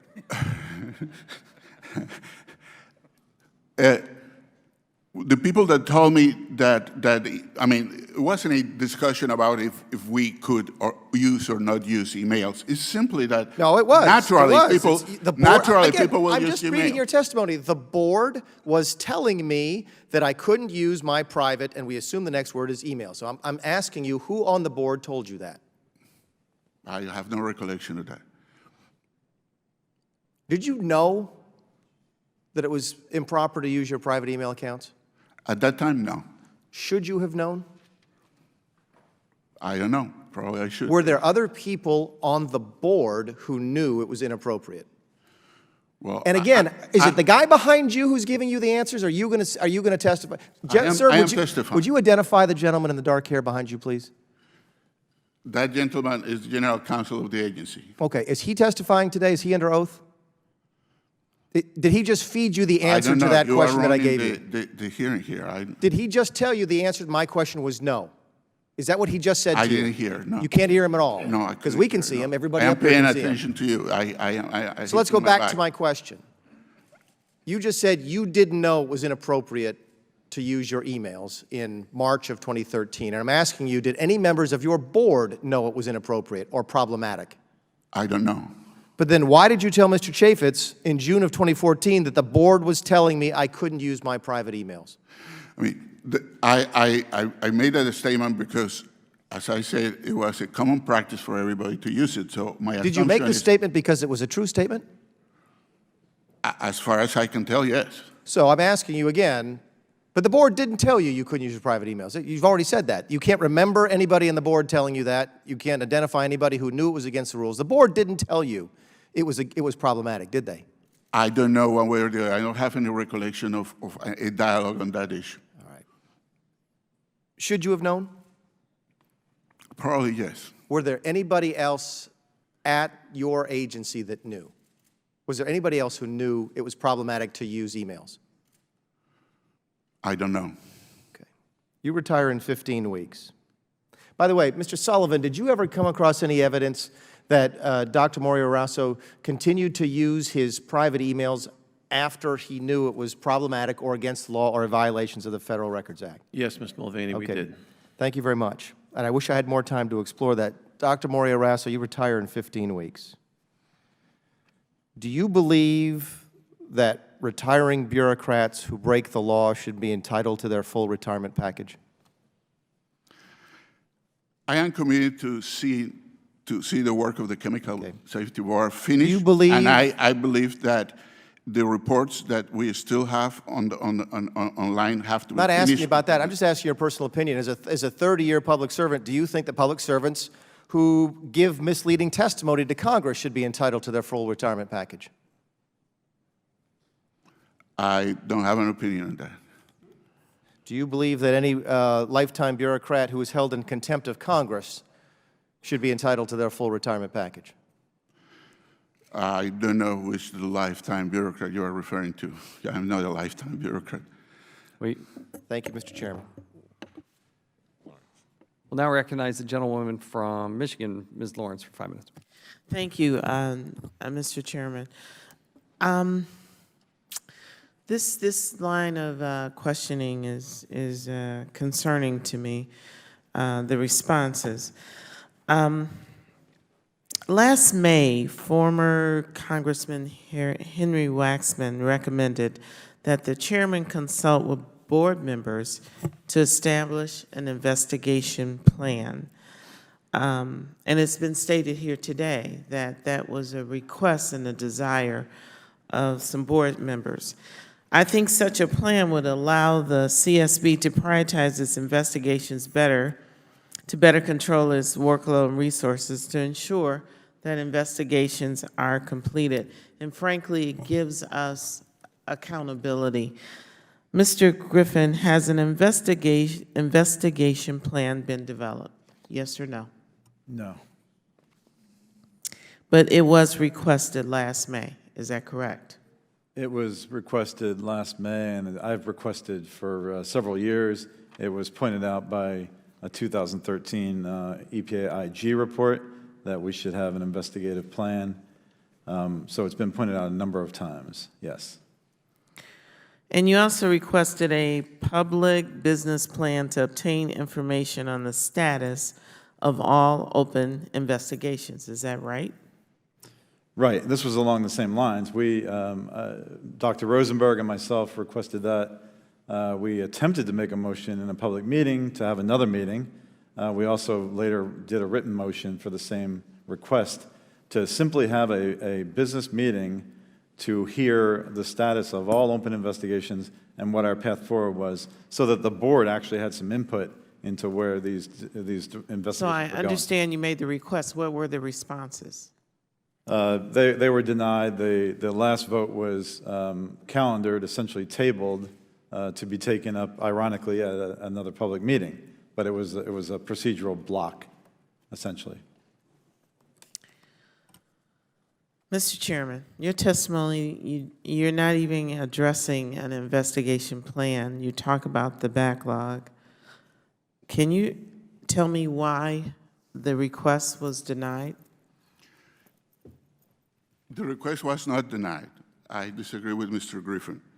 We have published an action plan in which we have listed all the open investigations and what were the plans to do. This was presented and discussed with all board members that have copies Mr. of it. Griffin, I asked you that question, and the chairman just stated that there has been a plan submitted. What is your response to that?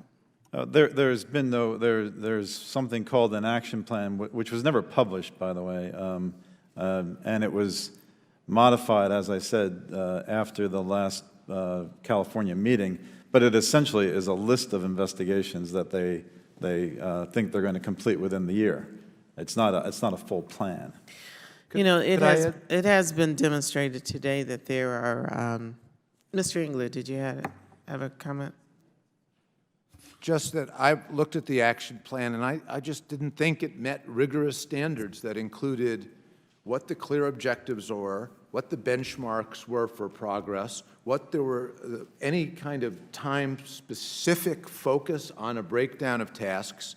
And I think, in fact, this is an area where Mr. Ehrlich and I can probably agree that there needs to be a much more rigorous approach to tracking progress on these critical investigations. Well, I I've agree seen with so you far is 100%. inadequate. As a matter of fact, I want to state today on the record that this is totally unacceptable. When we look at the responsibility and the vote of trust that is placed in this agency, and we do not have an accountable investigation plan, that is totally unacceptable. Mr. Chairman, you're stating that you have a period of time that you will still be the chairman.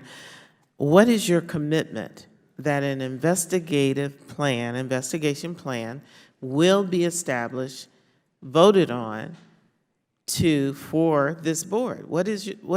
Give me a commitment today. And not an action plan. Congressman, this action plan with the elements that Mr. Engler mentioned is in place. We have presented to the board. It has distributed to the board. It's not simply a list of investigations. It's a prioritized list in which we say which ones are going to be finished first, second, and third, and why, and also establish points in the schedule of when different things are going to be finished. Thank you. I think that clearly defines where there's a breakdown in what you perceive as a real accountable investigation plan, and I feel strongly that this board has an obligation to do that, and I yield my time, Mr. Chairman. Thank the gentlewoman. We'll now recognize the gentleman from Colorado, Mr. Buck, for 5 minutes. Thank you, Mr. Chairman. Mr. Sullivan, what's the purpose, in one sentence or less, if you can for me, what's the purpose of the Federal Records Act? It's to ensure that there's transparency and accountability, especially if someone files, a citizen files a Freedom of Information Act request, that the records will be available, and for oversight for Congress and for the Inspector Generals to have access to records. Okay, that's 2 sentences, but still good. Tell me who's responsible for that. The agency head's responsible for ensuring compliance. Why do we have a Records Act? To ensure records are kept in a timely, efficient manner. Okay, what would happen, how does someone set up a private email system on their public computer, on their office computer? Well, in some agencies, private email is blocked. I could tell you that from my experience in the federal government. So you can only use the government email account, but in most agencies, it's not blocked. You just go to Gmail or Yahoo and you open up your email and you start sending messages. Fairly simple. Okay.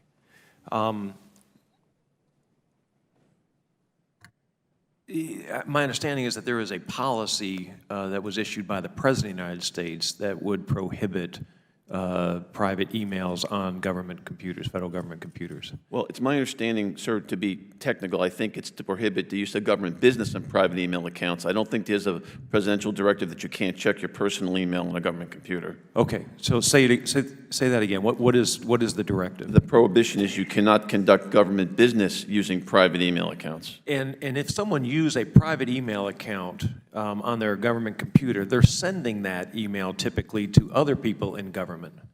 Well, it really depends. But if they did, would there be any responsibility of other people in government to report that fact?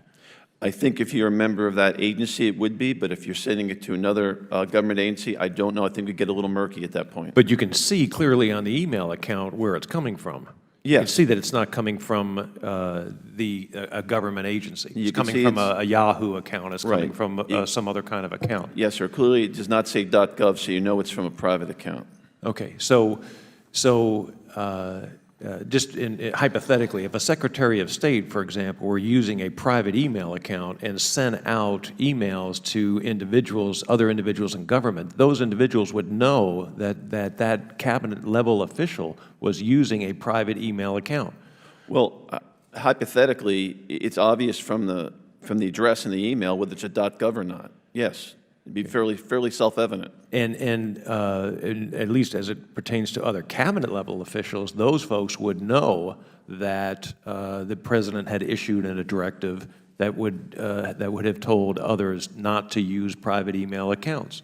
Well, I certainly know that in the Inspector General's office, and I would assume most government officials know that. And certainly cabinet-level officials know it. Well, I think that's a safe assumption. And do people in government get training on what is right and what is wrong as it pertains to either ethics or the use of private emails and other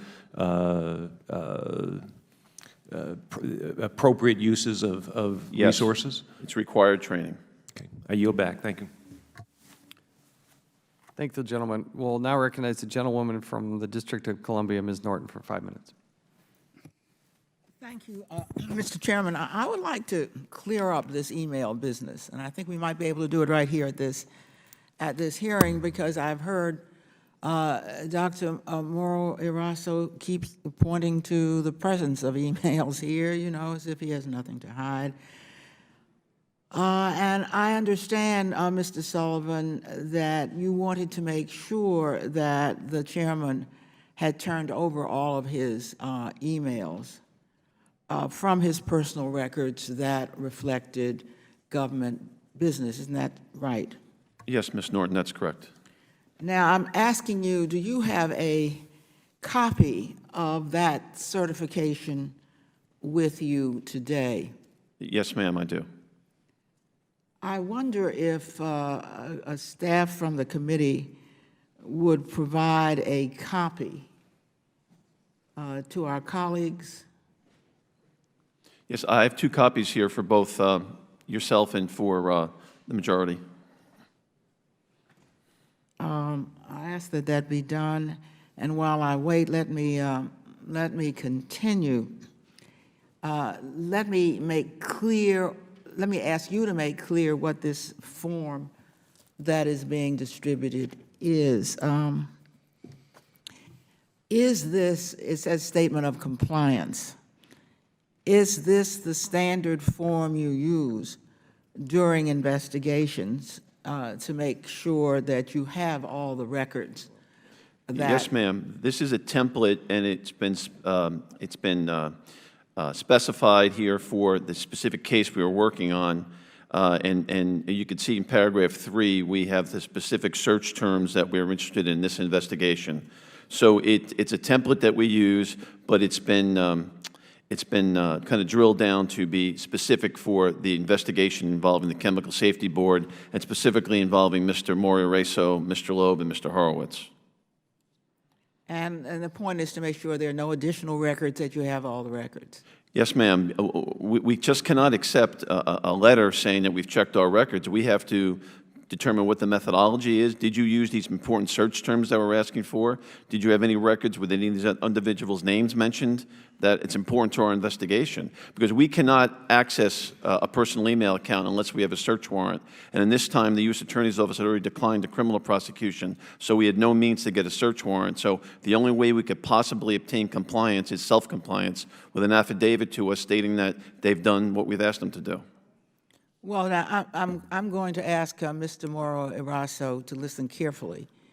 I'm going to read the clause that I think expresses what Mr. Sullivan has just said. The materials provided to the OIG are genuine, complete, and in full compliance with the request made by the Inspector General. After receiving the initial request from the OIG for the above referenced documents, I took no intentional action to destroy, delete, or remove any official CSB email communication in my presence.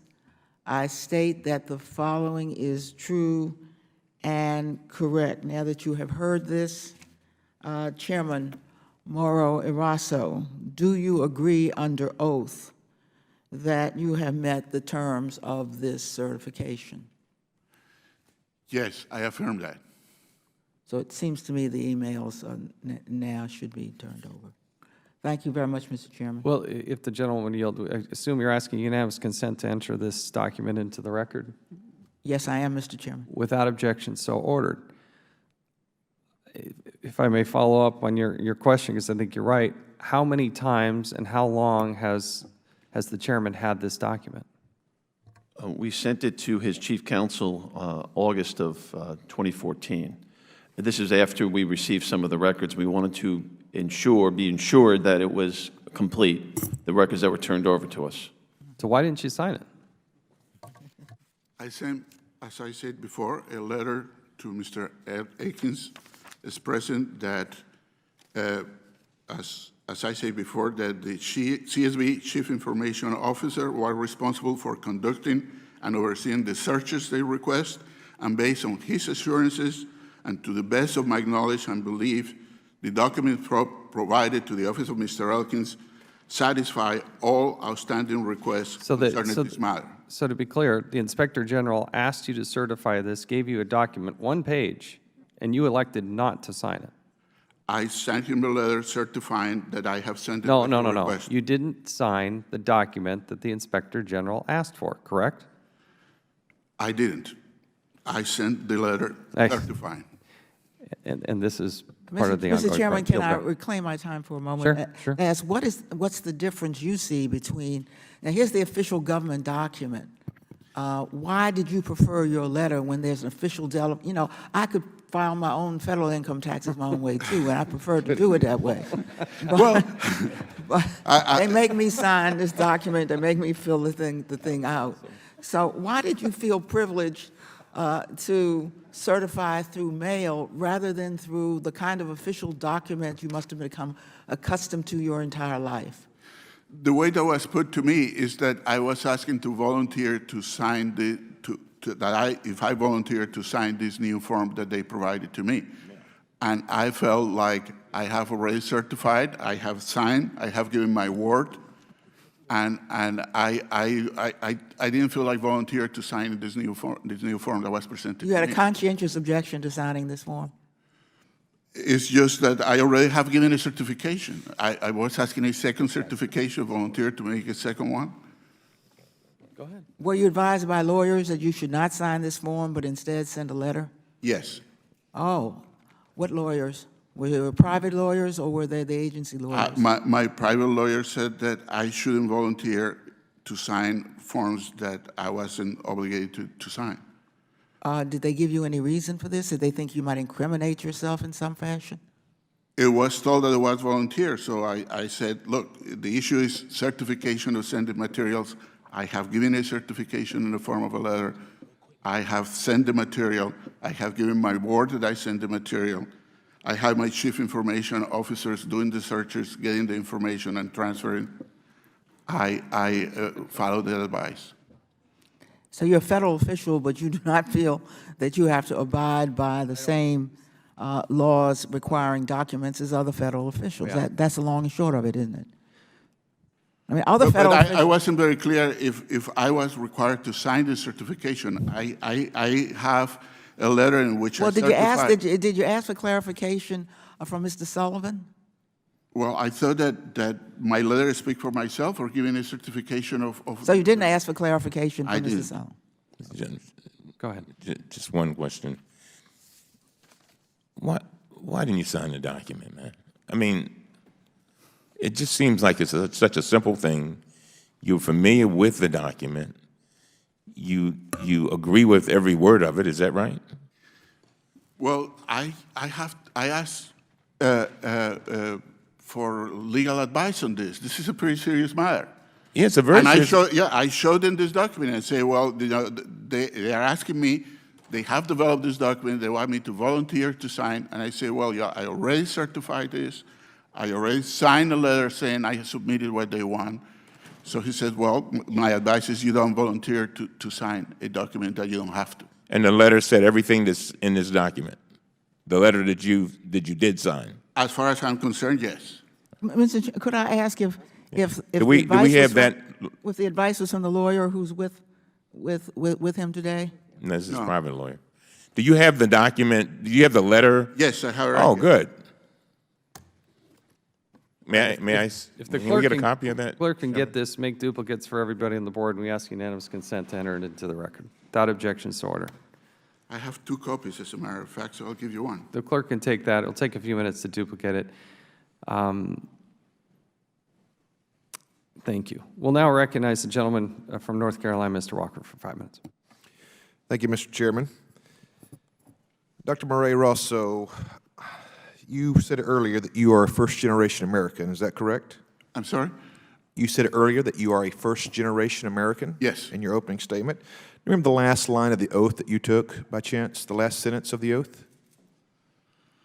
I don't remember, no. Let me read it for you. It says, I will perform work of national importance under civilian direction when required by the law, and that I take this obligation freely without any mental reservation or purpose of evasion, so help me God. Now, interesting enough, I believe in about 15 weeks, when you're talking about retiring, is going to be your 30th anniversary of being this first-generation American, and I have a question for you. It seems to me, from what I'm hearing, that you're just trying to survive another 15 weeks. Is that fair? I have work to do. Okay. Well, let me ask you a little bit about that work that you're doing. Go back to one individual and I'm going to list 7 things, and you tell me if any of these that you disagree are correct or feel are incorrect. Number 1, Dr. Rosenberg said the criticism was never accepted. Agree or disagree? Disagree. And that the government inside your leadership was ineffective. Agree or disagree? Disagree. So there was a lack of accountability. Agree or disagree? Disagree. So there was no priorities for reducing the backlog of investigations. Agree or disagree? Disagree. She also said it's choreographed production when you had a press conference. Do you understand that, what she was saying there? I disagree. Disagree? And that she would literally have to have meetings for concerns with being intimidated. She would actually have to have meetings in ladies' rooms. Agree or disagree? I don't visit ladies' watch room, so I disagree. I don't know one way or the other. Okay, well, let me just expand the scope out from Dr. Rosenberg a little bit.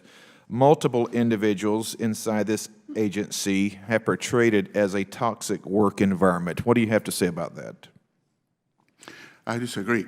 As a matter of fact, what we have to see is what is the product of the agency, what we accomplish, what we produce. I pointed out that in the last 8 months, we have produced 8 world-class reports on safety.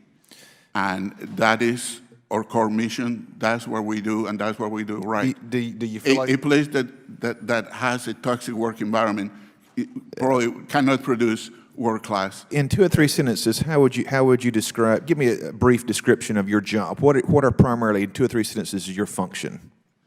The function of the job is to organize an agency that will be able to investigate major chemical accidents and provide recommendations for preventing them from happening. That is happening, and that we are providing to the American public. On a scale of 1 to 10, how would you rate yourself in accomplishing that? I would say about an 8. About an 8. Well, I will tell you here, I've been here 8 weeks, and this is the first committee hearing that I have participated in where there's a bipartisan approach that really drills down to the inefficiency of this particular agency, and it's been under your leadership. How do you account for that?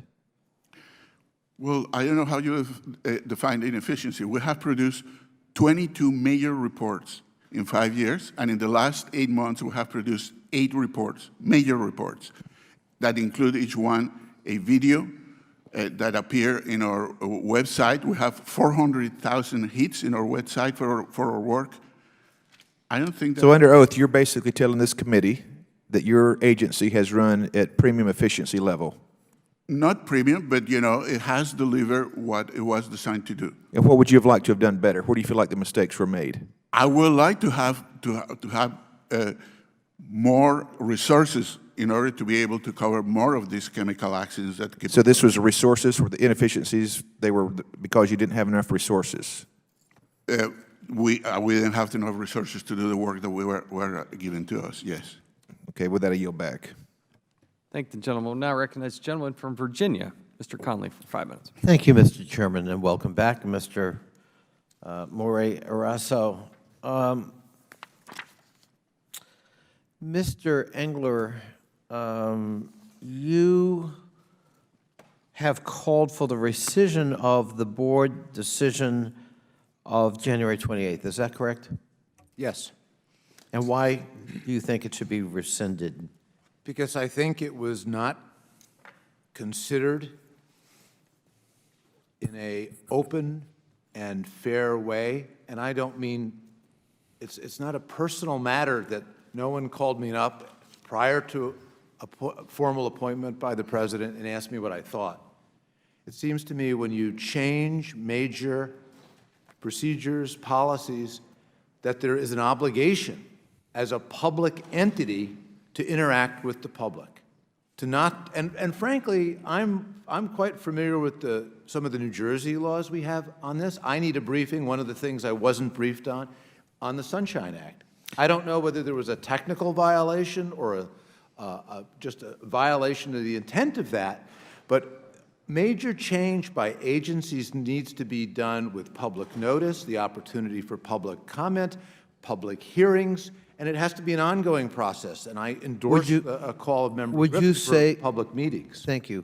Would you say that the decision to rescind made on January 28th was a pretty profound decision? Yes. Because? Because it seemed to upend a whole series of board policies, including on budget. So before I arrived on the scene to look carefully at budgets, because frankly, I feel like I'm accountable to the public for how the agency spends its money, I then find out that no, I'm not. Okay. Thank you so much. Mr. Chairman of CSB, you voted to rescind on that date 18 board orders. Is that correct? Yes, that's correct. And one of those board orders was Board Order 23, which established policies and procedures for hiring and selecting career appointments to the SES, the Senior Executive Services. Is that correct? That is correct.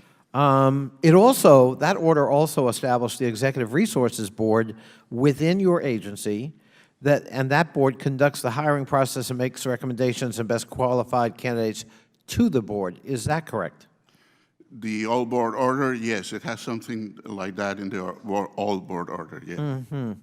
Why did you decide to vote to essentially eliminate the Executive Resources Board?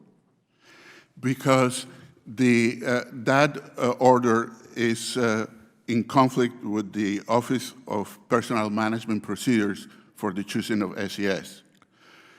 Under the procedures of the Office of Personnel Management, the appointment authority for SES in a federal agency is the head of the agency. Well, wait a in minute. this particular, in the all order that you are referring to, they say that the appointment authority was on the board. That has to be a vote to accept an SES. Mr. Sullivan. And that the evaluation of the person has to be also done by the whole board rather than by one person. Okay, hold that thought. Mr. Sullivan, I was under the impression OPM regulations actually require having an Executive Resources Board. Is that not correct? I'm not, I don't know, sir. I'm sorry. May I? I've got mention all right, that- I've got the regulation right here. 3393, career appointments, subsection B, each agency shall establish one or more executive resources boards, et cetera, et cetera. So that seems to contradict exactly what you just said, Dr. Morier-Raso. Yeah, we do have an executive resource board, as a matter of fact. We have established one for SES is hiring. That is part of, you are correct, that's part of the OPM regulations. But you just said, in answer to my question, that in rescinding Board Order 23, the Executive Resources Board went away with that decision. I misspoke. There was an additional board, internal board, that was created for Board Order 23, and that is what it was not on the Office of Personnel Management. There's an additional board created An internal. additional board. Yes. Is it also not true that the CSB recently entered into a contract with a private company to handle the agency's recruiting and hiring of senior executives? Yes. And was that contract awarded to a longtime friend and associate of your general counsel, Mr. Loeb? We're authorized to have 3 SESs, and at the time we only have 1. So I thought it was important to initiate the process to recruit another SES member. And so since this issue is so delicate and there has to be beyond any reproach, the process, I did hire a consultant with extensive experience on SES, that was a former SES, to conduct the search, to choose an executive reserve board that is already chosen, and to start the process of open a search for an SES that has been initiated. Mr. Chair, thank you. Mr. Chairman, my time is up, but I do want to say, I think there are so many issues here, one does not know where to begin. I am deeply troubled at what looks like the politicization of the hiring process and cronyism, and frankly, a very cloudy, if not illegal, meeting that took place on January 28th with, as Mr. Engler said, profound implications in the management of this agency, and it ought to concern all of us. With that, I yield back. Agreed, thank you. I'm actually now going to recognize myself. I've not taken my 5 minutes. Mr. Morier-Raso, I want to play a clip of our hearing from last time.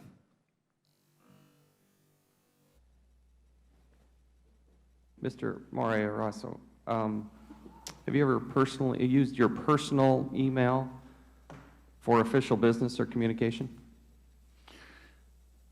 Well, yes, out of ignorance at the beginning of my tenure, I used to write drafts of positions before I will put it as When's the most recent time that you used your personal email? We stopped that practices about a year and a half ago because we realized how problematic it was. So you'd been in that position for more than 2 years before you realized that it was inappropriate? Before it was telling me that I couldn't use my private. Thank you. So that would have put the date back in January 13th. Did you use your personal email after January 13th? January 2013, I should say. Mr. Chairman, I have to It's a yes or no. It's a yes. I have to look at my records. I don't know. When is the most recent time that you used your personal email? I have to look at my records. I cannot answer you. You can't tell us that you just haven't? I have to look at my records. Let me ask the Inspector General, what's the most recent time you've seen him using his personal email for work-related business? August of 2013. There is some information to suggest he may have emails as late as 2014. Would that be accurate or inaccurate, Mr.? I assume that Mr. Sullivan has probably a document that says so. So you did use your email, even though you testified to us. You testified, and then even after that, you used your personal email. I said that I didn't give you a date. I couldn't give you an exact date of when this is done. You said that the CIO, Chief Information Officer, had gone through this. Did you give the Chief Information Officer your password to your personal Gmail account? Yes. And that you let the CIO go through all of your personal emails on your Gmail account? Yes. Did that also happen for Managing Director Daniel Horowitz and General Counsel Richard Loeb? You have to ask them. Well, you sent a letter. You just handed us this letter. Yeah. So tell me what, I'm trying to read through it real quick. You just gave it to us. So what's your hesitation in signing this document that's given to you by the Inspector General? I still don't understand that. My lawyer told me that I shouldn't volunteer when I don't have to, so I am not volunteering. Your document here, July 15, 2014, says, these documents were produced based on a search of both CSB and personal email accounts of the individuals from whom the documents were requested. And the document request was above and beyond you. So what was the question? Did they or did they not have the CIO check their personal emails? Mr. Horowitz and Mr. As far as I know, yes. My knowledge is that. This is the pattern with you, is once you're presented with facts, then you just change your story.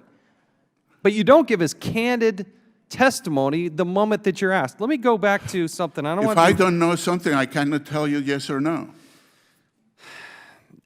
Let me go to something specific. I want to warn you with the sternest words I can possibly do. This is whistleblower information. You're going to be able to figure out who this person is, unfortunately. But I don't want this person's name used in this public format. Do you understand? Mm-hmm. Let me ask you about this Vantage report. The Vantage report was produced on to the board, or to you. Let me get the exact date. February 11th of 2015. That presentation was from 3:30 to 4:30 that afternoon. There was a person who was the person of record interacting with Vantage. When was that switch made to change the person of record interacting with Vantage? I understand within 24 hours or 48 hours. Yes. 8 minutes. 8 minutes. So you get this Vantage report, which is not very flattering. I mean, several members have gone up to this. And 8 minutes after you get bad news, you move. You change this employee away from being the contact of record. I will characterize it differently. I just have reason to believe that the report has been tampered with, and that the report was not a piece of that I could trust, as an integral, objective evaluation of my agency. I have spent a lot of money contracted these people to give What me evidence good do you have of that, and when will you provide it to this committee? I'm sorry? When will you provide that information to this committee? If you have evidence of it, I want to know what it is, and I want to know when you're going to give it to me and Ranking Member Cummings. As a matter of fact, I have a number of emails. When the committee requests us for information, I'm requesting it right now. When are you going to give it to me? we sent to you what I believe is 2,000 pages of emails of interactions between Vantage and let's the go back. CSB. Let's go back And you know, let's look at what those emails said, if you will. You know, I have. Hold on. Our committee interacted with this same person who was changed as the contract of record. That happened on February 25th of 2015. 2 days later, that person was demoted. 2 days, less than 48 hours, he's demoted. The reasons were, you know, I found an email from this person that said, quote, to Advantage, will not say anything about progress, end of quote. Also, it says, put in a slide saying leaders appear to be backing away from external advice and accompanying committees. As a result, in the document, it says senior leaders are backing away from external advice. My issue is, you know, is this a report of an independent, objective consultant of professionals advising me, or is simply they are basically transmitting I think it's because of a hostile staff member? I don't think you want to hear the truth. It's not like you've had one report. You've had board members. You have people quit. You have almost 50% of your people from 2011 who have actually quit and moved on. We're losing good people, decent people who work hard for a living, who provide expertise that this government needs in order to do its job. And they can't stand you and the way you manage this place. We've heard this repeatedly for hours. We shouldn't have to have the Chemical Safety Board come before this committee twice. This person meets with our committee staff in less than 48 hours. He's demoted. He presents you bad information that you don't want to see in the Vantage report, and 8 minutes later, he's taken off the case. That is not a coincidence, in my opinion. I have asked the Inspector General to look at the relationship between the contractor and this person, because I believe they compromise the integrity of the statements that they are claiming to have objectively evaluated. Last question. The Workplace Improvement Committee, how many times did they meet in 2014? They meet very frequently. I will say more than 10 times since they have met, yes. And I got to tell you, it's something where my time is more than expired, but nothing has ever been finalized. They're looking at low-hanging fruit. You don't want them to talk about management issues, and I did tell you, I think we're very united in this. Until you leave this organization, these problems are going to persist. There is something rotten to its core, and it is you. And I believe, I didn't start in that position, but I can tell you, between you, Managing Director Daniel Horowitz, and General Counsel Richard Loeb, this is a dysfunctional, unfair, and unproductive organization. And good people are suffering. And I will do everything I can, in conjunction with my ranking member here, to make that change sooner rather than later. This has continued to fester. We need help from the White House and this administration, but good, decent people need help. I'm calling upon them. I think you should be fired. I think those other two should be fired. But have the decency to actually step down and move this government forward. Yield back. Thank you very much, Mr. Chairman. Mr. Chairman Morier-Raso, your agency hired a management consulting company, Vantage Human Resources, to examine the challenges to CSB. On February 12, 2015, Vantage provided you with a presentation that included results of interviews they conducted with CSB employees. Frankly, their report was devastating Vantage found that 80% of CSB employees feel, quote, much frustration with top leadership, end of quote. Vantage also found that 47% of employees have, quote, a perception of a climate where senior leadership discouraged dissenting opinions. I want to ask you about what happened directly after the briefing. And I'm going to follow up on some of the things that the chairman was saying.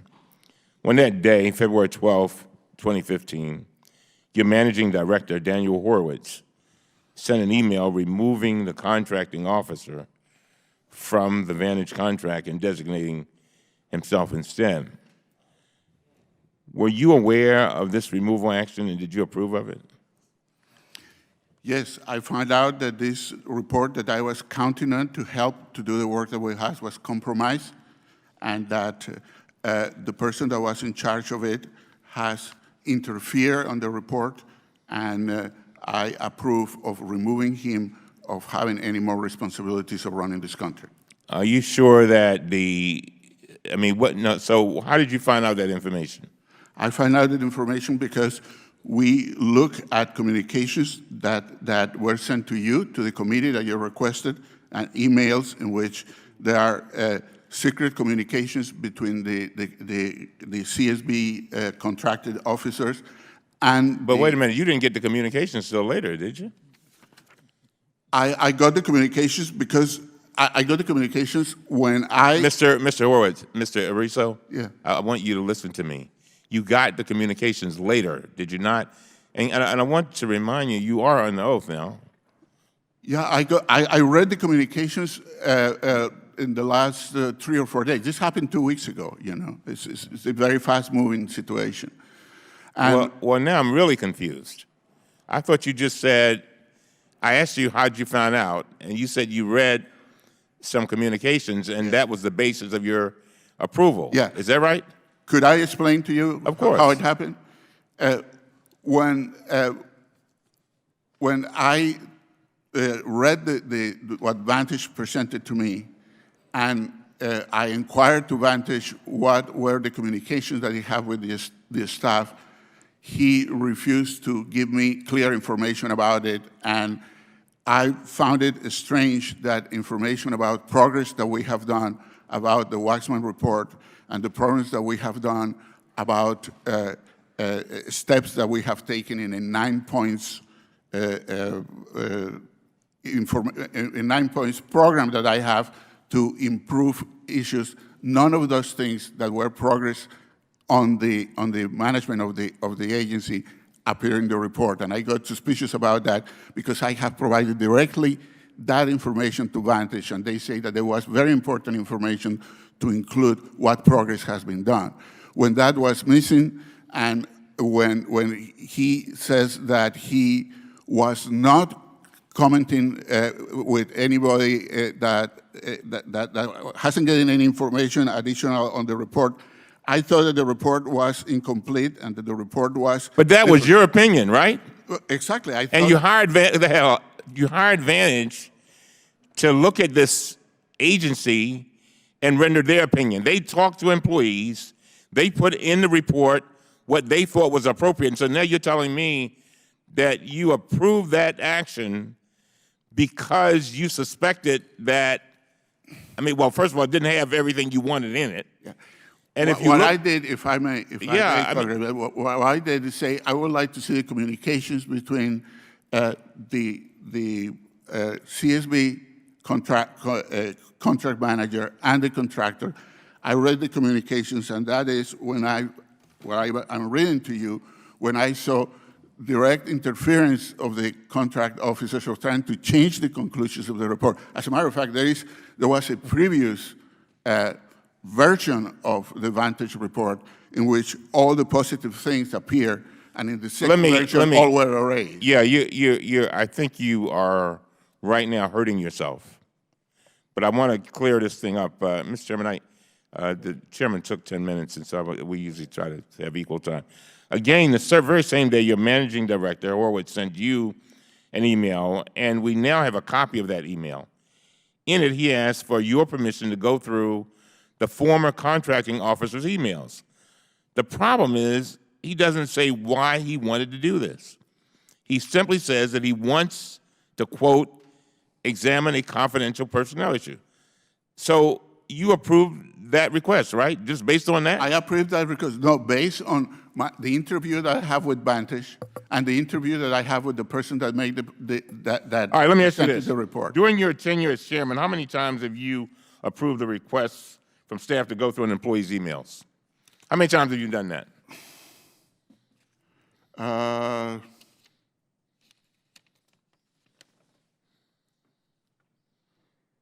That I remember, probably this is the time. I have to refresh my memory. Let me ask you, do you think it was another time? It might be at least once before another. Can you tell us who that was?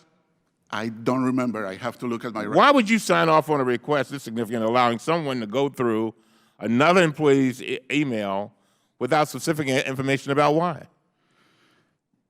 When I consider that there might be some legal problems or that something is going to be in detrimental of the agency, I would like to know what is happening. Yeah, and I did. So you're saying that you would approve every single request under those circumstances that you just stated? No, not every single request. A request that I believe the integrity of the agency is at stake.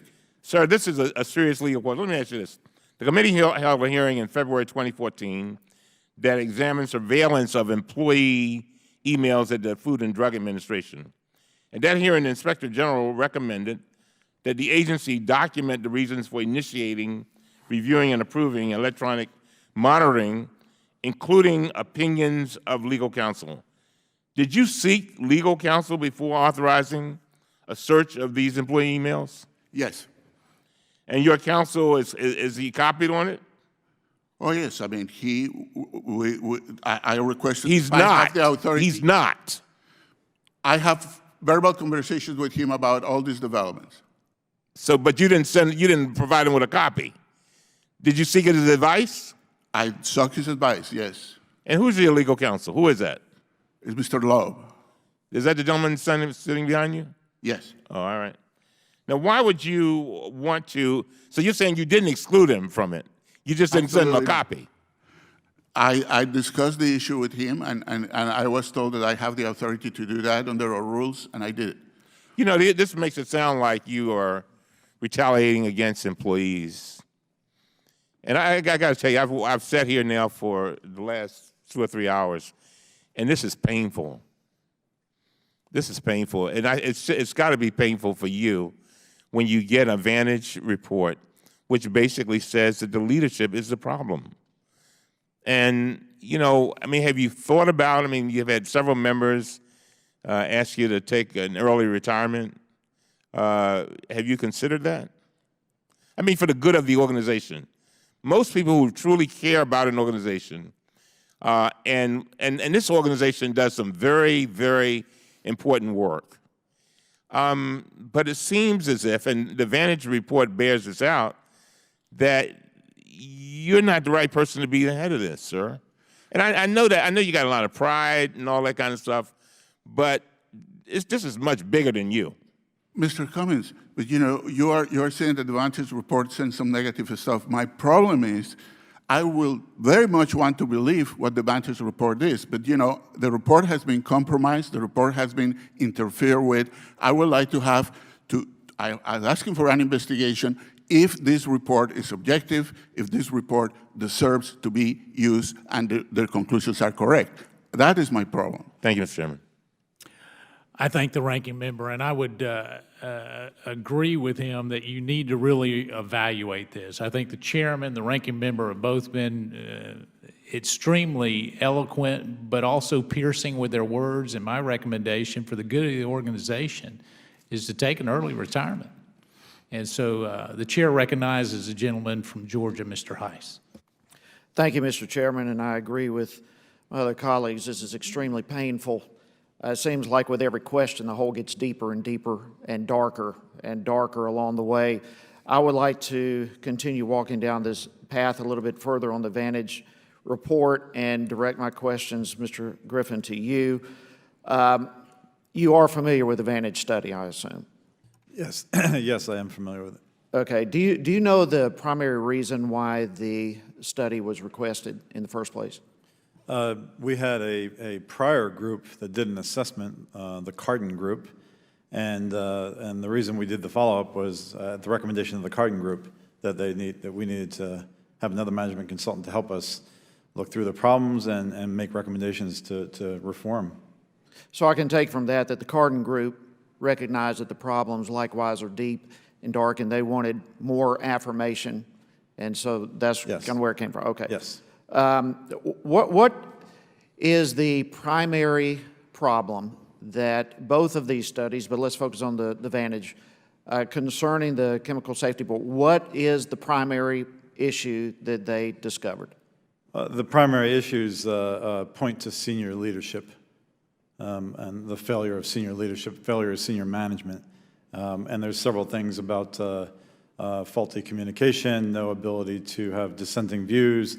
All these things are very consistent with previous employee surveys we've seen, also testimony of other board members, very consistent. All right, but it basically came down to leadership. Yes. And we have not one, but two studies saying the same thing.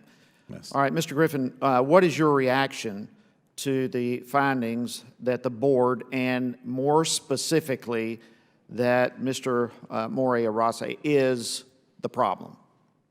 I'll just say that at this point, I've lost all confidence in the chairman. And you're not the only one, it appears. So you would agree wholeheartedly with the outcome of the study? Yes, I actually got a briefing from the head of Vantage in which he told me that the only way to fix this organization is going to involve a Marshall Plan, and I think that's pretty accurate. Okay, you referred to just a moment ago several different issues from a lack of collaboration to a lack of accountability to creating an environment that discourages dissenting opinions, a host of issues. And from the study, staggering, over 80% or somewhere in that category of people who were interviewed agreed that we have a serious problem at leadership with all of these issues. How do you explain these general themes? I mean, they are, it appears from the questioning and the testimony that these things are wide in the open, right out in the open. Yes, yeah, and you know, I think you know, all this starts with leadership, and I think if hopefully going forward, leadership will realize that the board has to lead together. The chairman has to work with the board instead of going around board orders, marginalizing board members, et cetera. It appears the root has been discovered. We just need to pull it up. Mr. Chairman, I am going to cease continued questions, but I would ask for unanimous consent to enter a copy of the Vantage report into the record. Without objection, so ordered. And I yield my time. Thank you. I thank the gentleman from Georgia. The chair recognizes the gentleman from Oklahoma, Mr. Russell. Thank you, Mr. Chairman. And Mr. Chairman, ranking member, members of the committee, I'm concerned that this problem, even if Dr. Morier-Raso does do the honorable thing and the needed thing of stepping down, that this problem will perhaps perpetuate itself with the creation of a senior executive service position for the managing director. And so my question to you, Dr. Morier-Raso, is did the Chemical Safety Board announce the creation of a senior executive service position as managing director? Yes, we have that. Was it announced just yesterday? It was announced, yes. Yesterday? Yes, it was. Dr. Raso, numerous whistleblowers have stated that you fast-tracked the creation of this new SES position to make sure that Mr. Horowitz would be put in it before you left the Chemical Safety Board. Was this position created? It's absolutely untrue. For Daniel Horowitz? It's absolutely untrue. This is, as a matter of fact, that's the reason why I have an outside consultant to come in to run the campaign, to open a... So this position was put up on the board for review, and then we have a Mr. Horowitz changing his title to Senior Advisor to the Deepwater Horizon Investigation, and he did that on March 2nd. Is that true? He has He that changed his position. title so he would, what, qualify for the position? The position is open for anybody that wants I mean, the system of the Office of Personnel Management is that you open a position in the federal government for anybody to apply. So let me understand the sequence of attack here. Draconian policies can be furthered by creating an SES position as managing director. Position is posted up on the board for anyone, as you state, to apply, and magically, Mr. Horowitz changes his title so he somehow positions himself, and now it is your intention to hire him for this position. Is that about right? The position of managing director has always existed at different times in the organization. But this one is a new position, is that correct? For managing director. The is that managing correct? director has existed since September 2011. And so now you are intending to what? Even after you retire, continue your toxic work environment as it was stated in the survey? What I intended to do this is position? to open the position to be in the How the far senior does the executive roots service. go into this organization that you have to have a grip on it even after you would leave, whether honorably or dishonorably in 15 weeks, that you would continue to set everything in motion so that you keep your little web in control of something so vital to the country? Is that the intention, or do I have it wrong? You have it wrong. I see. Okay, and after listening to all of the testimony and answers given so far, we'll let the people of the United States be the judge there. Mr. Griffin, Mr. Engler, Mr. Ehrlich, given the lack of confidence in senior leadership that has been highlighted in the HR consulting report, I think back to when I was in the military. If I got a command climate survey as a commander of 1,000 soldiers, and it said that 80% of my soldiers thought I was incompetent to lead, and then it was followed up with a board and testimony, and then I would have to come back and show some type of gain, whether 3 months, 6 months later, or something of that nature, and yet the follow-on reports were even worse, and then I was called on the carpet before, I would be relieved of command. I mean, it would just absolutely, that would be the result. I would be relieved of command. Do you think that hiring Mr. Horowitz for an SES position is a good idea at this time, given the climate that the Command Safety Board has? Mr. Griffin, please. I think, I think the evidence speaks for itself as far as the problems with management, and I think it should involve a careful assessment of whether he's the appropriate person to. Do you believe that it ought to have more time other than just being posted and then titles being changed and then people being recommended and then we just go from there? Or do you think that this thing might ought to have some brakes put on it and get, one, do you even need it? We look at the Veterans Affairs Administration and see the problem that our senior executive services have created with the secretary. That's a whole different issue. But now we're going to make a construct potentially do that. Mr. Engler, do you think that it's appropriate at this time? I think there needs to be a full, fair, and objective evaluation. I would, given how fast other things have happened, I would urge things go slower, but in accordance with federal statutory and regulatory personnel requirements. And if I could just add for the record, part of my briefing was very useful from the CSB staff, and I appreciate the CSB staff in updating me, but there were some notable exceptions to what was not included in my briefing that I think should have been. One was any reference to the Cardin report. Another was any detailed review of the Vantage report, which in fact I had to request a copy of to get, which I did get, but then when I requested to have a conversation with the contractor over the last couple of days, apparently because of the I don't know how to characterize it as a sort of a counterattack on this committee, that because there's a request to the IG, now it's something that I don't have access to. I mean, this is making due diligence for me very, very difficult. And it's just an incredibly challenging position to be in as someone who cares very, very deeply about the mission of the board, to have to encounter these obstacles in the first days of appearing here. Well, my time has expired, and Mr. Chairman, I thank you for your patience, and I think I can speak for all of us that we are committed to try to help remove these obstacles. Thank you, Mr. Chairman. I thank the gentleman from Oklahoma. The chair recognizes the gentleman from Alabama, Mr. Palmer.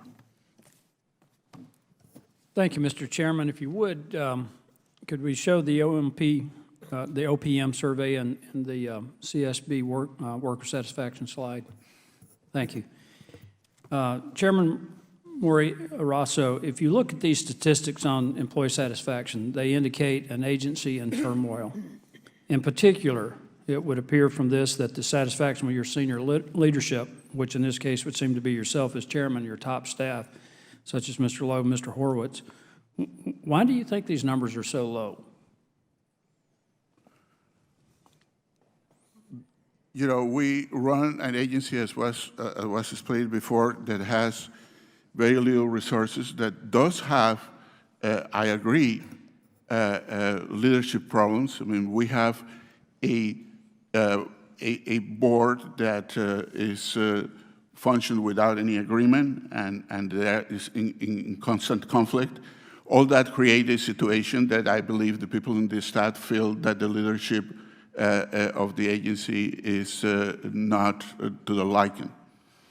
Let me ask Mr. Griffin and the rest of the board, but particularly Mr. Griffin, as long as you've worked with the chairman, you might have some more detailed thoughts on this. Can you give us some insights into why you think these numbers are so low? Well, I think the numbers, I think part of it is that the board, we've had a series of maneuvers and operations and ways to get around orderly board orders. Board orders are governance.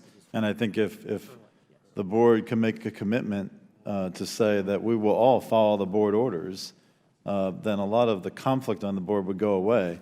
That certainly contributes to it, but I also think it goes deeper than that. It's the ways in which staff are fear retaliation. There's a real fear of retaliation. There's not an openness for dissenting opinions to be shared. So it's much deeper than that. But this has gone on for quite some time. I guess my biggest disappointment is even after the hearing in June, I urged everyone to reflect and let's try to reform. And I think instead we continue to deflect and defend. It's lack of resources, lack of staff. It's never management problems. And I think the evidence is there. It's very clear. We have to accept them and try to actually reform the place. Yes, sir. I can't speak to the data that was gathered some time ago. What I can speak to is the issue of how data was handled in the Vantage study. In my past, We've already covered that, I think, earlier in the hearing. But I wasn't at. You asked me what I thought was going on, and I'd like to tell you, sir. Go ahead. I have talked to almost everybody in the agency. I have a background in organizational diagnosis as well as chemistry. I think there are some issues, yes, but I know for a fact, and the emails are forthcoming to the Inspector General, that a person inside, two people inside of the agency told the contractor, by the way, the contractor who lied to us, that nobody had ever seen this report up until the day it was presented.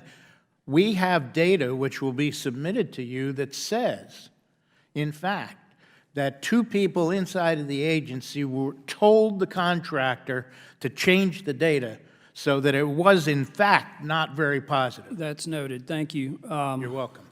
Mr. Griffin, would you please briefly explain Board Order 28? In January 28th, there was a motion which rescinded Board Order 28, which established significant checks on the chairman. Would you explain that? Yeah, Board Order 28 came about after some earlier arguments in the life of the board, of governance on the board, and it delineated the authorities of the chairman versus the board as a whole.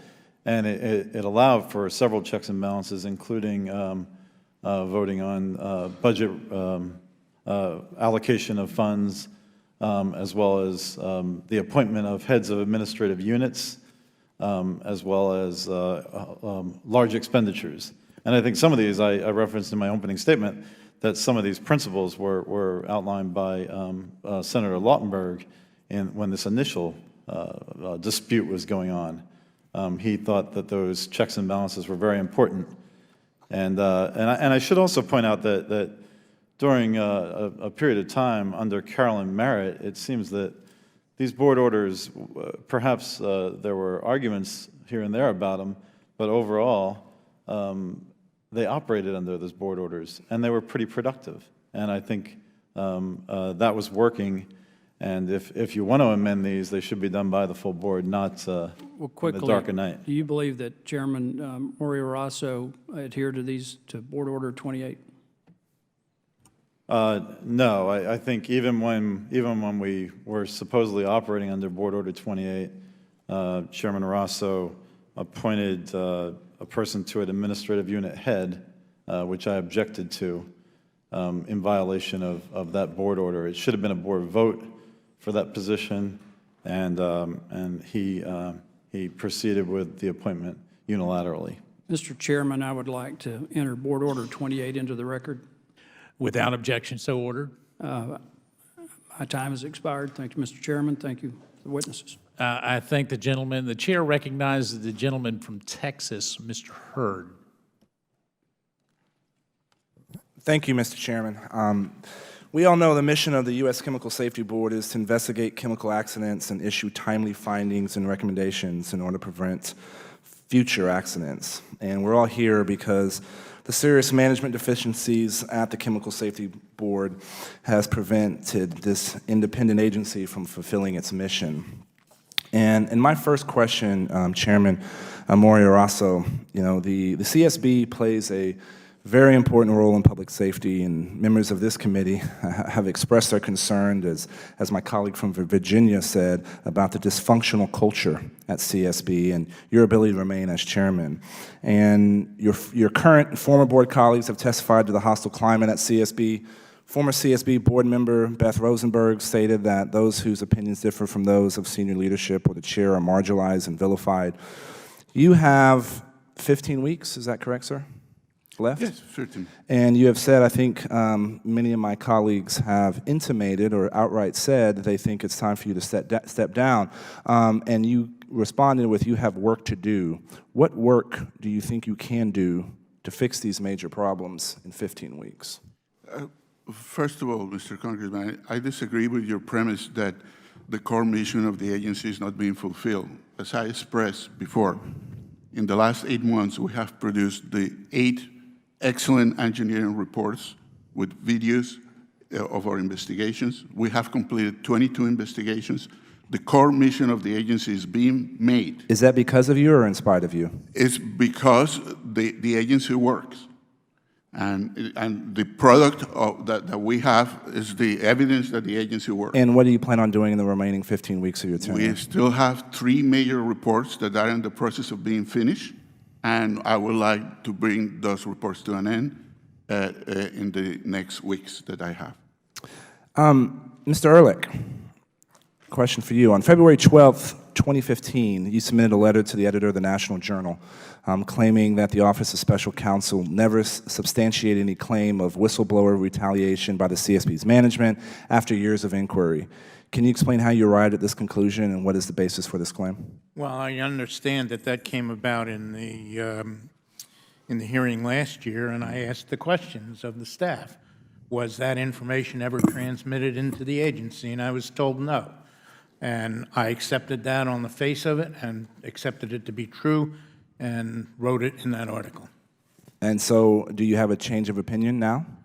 No, sir. Did the board receive formal communication from the Office of Special Counsel? I don't know, sir. If I may, Congressman. Sure. The Office of Special Counsel has been investigating the agency for 3.5 years. They have come out with no findings, and they have come out with no instances of retaliation, period. So noted. Thank you. Mr. Ehrlich, my last question for you. Have you ever used personal email to conduct official CSB business? Not that I haven't copied my own email on in my office. And who were you communicating with? CSB.gov. I think I've sent emails from home on my personal email, but I copy my CSB.gov file. Great, thank you. And my last question is for Inspector General Sullivan. What is the process of removing a board member from the U.S. Chemical Safety Board or the chairman? Well, we would not be involved in any process of removal. What our role would be is to present the facts in a clear and unbiased way and present them to the next level above to take a potential disciplinary action. In this case, our report of investigation was sent to the president because he is, in effect, Dr. Morier-Raso's supervisor. Is it odd to have named a chairman before 15 months before the end of someone's tenure? In your opinion? I didn't understand the question, Mr. The fact that the president named a replacement chairman yesterday, is that right? March 3rd?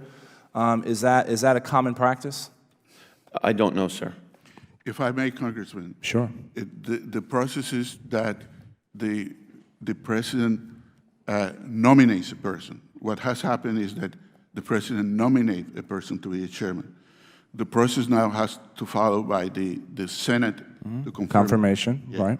But at this time, all what we have is a name that the president has presented for consideration to the Senate. Thank you for that clarification. I yield back the balance of my time. I thank the gentleman. Mr. Ehrlich, let me clarify something that Mr. Hurd just brought up. You were very confident when you said you only used your personal emails only if you copied your official email. Did you copy those personal emails to your official account at a much later time than when you were actually having it back and forth? Not to my recollection, sir. So, but you were very clear in your answer to Mr. Hurd that you did that. So you're confident that each time that you copied, when using your personal email, that you copied it, because you're under oath. I understand that, sir. And you're confident of that. That's your testimony here today. It is. My recollection is that that is exactly true. Recollection is very different than what you told Mr. Hurd, but we'll go ahead and recognize the gentleman from Georgia, Mr. Carter. Thank you. Thank you, Mr. Chairman, and thank you, gentlemen, for being here today. We appreciate your presence. Let me ask you, Dr. Morier-Raso, getting back to January 28th, when the motion was made to consolidate some powers, do you think that was a pretty significant motion that was made that day? A pretty significant change, would you agree? The only thing that was different about the meeting that we have in January 28 is that I have a clear majority that was back in a position. That was the only thing that was especially different. I'm sorry, I didn't understand. That I have a majority on the position that was presented in a motion. That was the only thing that was different in the... I'm talking about the change that was made. The change, was it significant? Would you consider it? The change, of course, okay, it was significant, yes. Who made it? Who made the motion? This is a process of 4.5 years of discussion on the governance of the agency that we haven't. Who made the motion? The motion was made by Board Member Ehrlich. By Mr. Ehrlich? Yes.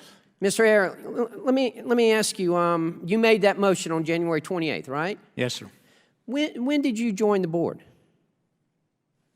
I was appointed in December of 2014. You were appointed in December of 2014, and then you made what is admittedly, by the director, a significant motion, a significant change. Is that correct? Yes. That's pretty quick. You're pretty aggressive there. Let me ask you, you were appointed. Who appointed you? How did you get appointed? I was nominated by the president, confirmed by the Senate. Okay. Appointed by the president. And during that confirmation process, did you ever discuss what you, I mean, obviously you've been thinking about doing this. Did you ever discuss that? Well, yes, I did. I watched what was going on when I came in. I did a lot of reading. I was provided with a lot of information before I came to Washington. And I saw this as an opportunity, as you do, for example, in a business environment, to fix some things that didn't appear correct and clear the slate for Mr. Engler and I to move forward in June.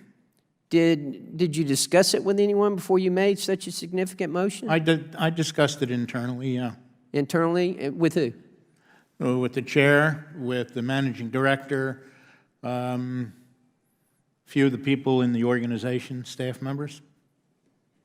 So you did discuss it with the chair that you were going to make this motion, and I assume he was in agreement with that? Yes, sir. Was anyone in opposition to it? Did you talk to anyone who said, no, I don't think that's a good idea? I did not. Okay, but you went ahead with it anyway? I did. You know, again, I find that significant, to say the least. Did anyone help you with it, or you just came up with that on your own? Well, no, I got help internally to put some of the verbiage together, yes. Who helped you? Managing director, general counsel, the chair. I talked to some of the senior investigators, or one of the senior investigators. So the chair did help you in crafting this motion? At some level, yes, sir. You know, that's pretty significant. It seems so. Would you say that you had an agenda when you came on the board? Well, I had an agenda to the extent that I wanted to see the board, I wanted to see the agency function more smoothly. I wanted rules and regulations that were up to date. I wanted to apply a business model from my executive management that would help.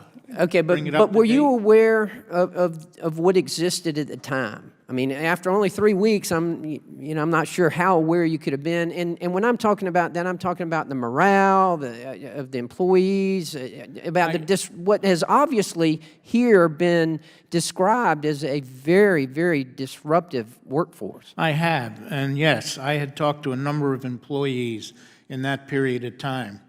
And I understand where some of the problems were. And I felt that we could take action at the time, at the board meeting, since it was the only one, or the community meeting, since it's the only one scheduled, to correct some of the issues and move forward and clean the slate. So understanding that a lot of the concern among the workforce and in the workplace was that of the director, instead you made a motion to give him even more power. Sir, when I talked to people, first of all, it didn't give him any more power. He's not going to be there. It gave Mr. Engler and I the ability to, and future chairs for power. I never talked to anybody in the organization that had anything negative to say to me about the chair. They had things to say about communication. There was no finger pointing as to who was responsible or not. They had issues about the fact that we need to work on a protocol and a style guide.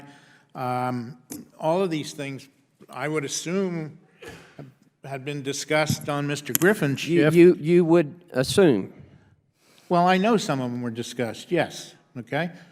And just to clarify an issue from before, Mr. Engler and I had a discussion about going back and looking, for example, at an HF issue. In fact, we talked about how the research would be done on it, because I understood that that created some issues.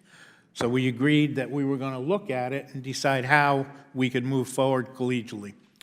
The gentleman's time has expired, but but the chair is going to ask a follow-up question to this, because the gentleman from Georgia is exactly right, Mr. Ehrlich. It is troubling that you are an unbelievable quick study. After being there just a couple of weeks, you made all this unbelievable analysis.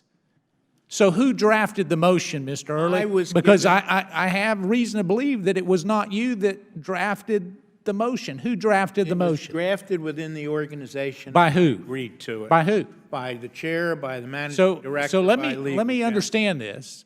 The chair drafts a motion for you to make the motion to give the chair more power. Not in its entirety. I wrote a lot of it, and I had. Well, we've got the transcript, and I we'll know you be do. I had following it put into up. verbiage that. So that did the fit general the counsel? protocol. Did the general counsel draft the motion? Nobody talked to me about the verbiage. All right, so you drafted it. Yes. So if we subpoena your records, it will be a draft form in yours, Mr. Ehrlich? Is that your testimony? I would be careful there. I believe so, Oh, but I'm not 100% sure. so is your testimony that you drafted it or you didn't? I'm giving you a chance to back up here. I signed off on the draft. I made So you didn't draft it? changes. You didn't draft Well, it? I needed assistance from inside Mr. the Ehrlich, I agency. will remind you that you are under oath, and when you're the one that used the word lie earlier, but when you do not tell the truth to this committee, it is a major deal. So did you draft it? Is that your testimony, yes or no? The final draft was mine.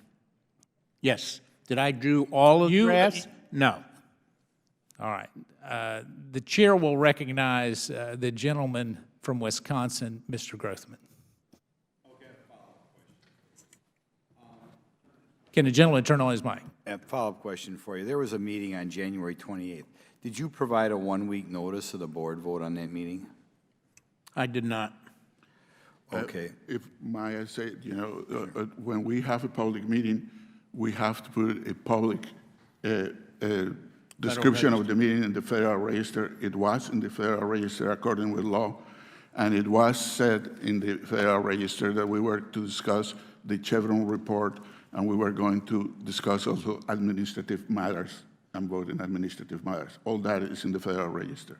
Did you provide Board Member Griffin a copy of the motion prior to the hearing? No, there is not a custom in our agency to do that. As a matter of fact, I have experiences before in which board orders, proposals for voting are kind of sprung at the moment and voted immediately without providing copies to the other board members. Okay, so he didn't have an opportunity to review the motion prior to the vote? Well, all the issues that that appear in the motion have been in discussion for 3.5 years. Issues of Board Order 28, as was mentioned, issues of how we are going to deal with recommendations, issues of how we're going to do a scoping of investigations, issues of what have we produced in this for all investigations so that we could basically administrative close with the product that we already have produced. And then all those things have been a continuous discussion with Mr. Griffin. I'd like to ask Mr. Griffin to comment on that, how much advance notice you were given. I had no notice of the motion. The other issues have been under discussion for years, but if you can't get a majority to support amendments to board orders, then they don't move. So that's the way a board should operate. This was clearly a planned out when the chairman had the votes. Okay, so you feel it was by design that you weren't given a copy of the motion? Would that be an accurate statement? Yeah, I can't come to any other conclusion, yeah. Okay. Mr. Morier-Raso, just one more question. Under the Sunshine Act, it requires agencies to make public announcements at least 1 week in advance of, you should be noticing the location, the time, and the subject matter of the board meetings. You feel that you complied with that statute? Yeah, pretty much. The Federal Register notice that we put about the meeting speaks by itself. You could read it. Okay, I'll yield the rest of my time. So your testimony is you pretty much adhered to it? Is that correct, Dr. Raso? Pretty much. Yeah, well, on a scale of 1 to 10 with being completely, would you put it, is that a 7? Well, I am not clear about what the Sunshine requirements are to discussion of administrative matters in public meetings. I am not clear about that. All right. Thank you, Doctor. The chair recognizes the gentleman from South Carolina, Mr. Mulvaney, for a few follow-up questions before we have closing remarks. I appreciate that, and I appreciate the panel staying and the chairman allowing the indulgence. Just a couple follow-up questions. First, Dr. Morier-Raso, the ranking member asked you why you didn't sign the compliance statement when you turned over your email documents. I have your letter which you provided earlier. And then I have the statement, which isn't here. And there are two things I want to draw to your attention. The statement that you didn't sign. This is what the statement asked you to sign. There's the introductory paragraph about who you are and who you asked and by the Inspector General to fill out some stuff. So fine. Then so the next sentence, in good faith, I have made a diligent search of all the records and communications, and you sort of say that in your letter. Then you say the next thing in the section of the document you didn't sign asked you to affirm that your methodology to collect email records included conducting a search, personal email, which is such, and you use the following search term: Jason Zuckerman, Peter Broda, et cetera, et cetera. And your document that you did draft, or your counsel drafted for you and that you signed, said that you searched the names that the IG had requested. So far, so good. Then the next paragraph of the document you didn't sign says, I also developed the additional search terms based upon my review in order to make sure my search included the full scope of email communications pertaining to official CSB matters. And there's places where you could have filled in the blank for additional search terms. Now, your letter didn't speak to that. Did you use any other search terms other than the names that were given to you by the IG? I use, I think there was a long list, more than 1 page long. I cannot tell you each one of them, but you know, there was a number of search terms that were used. No, there weren't. And as a matter of fact, I passed. I'll read them to you. And again, I'm not trying to trick you. Yes. Just, the search terms were Jason Zuckerman, Peter Broda, Daniel Horowitz, Christopher Warner, Office of Special Counsel, OSC, SC, and Special Counsel. So I guess the question is, in the next paragraph of the document you didn't sign, there was an opportunity to disclose other search terms that you might have used in looking for the documents. Did you use any search terms other than those I've just read to you in searching your documents? I might have. I mean, what happens is that when we use those terms, we drew a blank. This is working with my chief information officer in my computer. So we'll start using, well, let's put some other terms to see what the IG is trying to find. When you search those terms, you drew blanks? In your private email? The ones that you have in there, some of them, yes, I drew blanks. Okay, all right, Yeah. well, that's interesting. I mean, for my Gmail, in which, for instance, when I put CSB, yeah, we'll call it blank. When I put Zuckerman, it drew a blank. Okay. So you know, it was. I wanted to be responsive. You know. All right. The last paragraph says the materials provided EPA are genuine, complete, and you say that in your document. This is the last substantive sentence of the document you didn't sign. I took no intentional action to destroy, delete, or remove any official CSB email communication in my possession. That's missing from here. Why is that? Yeah, it's missing. You are asking if I destroyed any documents? No, I'm asking the you why. answer is no. Why didn't you put that in your letter? I guess it wasn't required for me to put that. But you know, It wasn't required. No, it was required. It was in the document that they sent you, and you didn't sign this document. Mr. Cummings asked you a question. Well, but why listen, you didn't sign you are this talking document? about a document that I don't have. How could I answer the question? I just read it to you.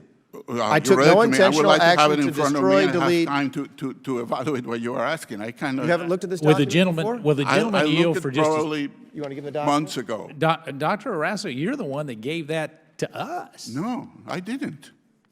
You didn't give us your. No, No, I'm Mr. not talking Sullivan. about the Inspector General's report, but He's your talking letter. about Mr. Your Sullivan's letter. document. I don't have Mr. Sullivan's document.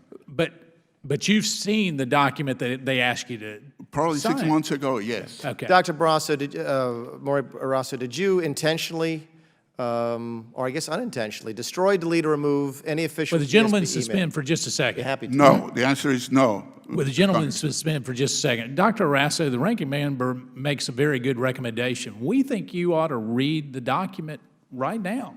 And I think that's a very fair request, Mr. Mulvaney, if you'll give it to him. Thank you.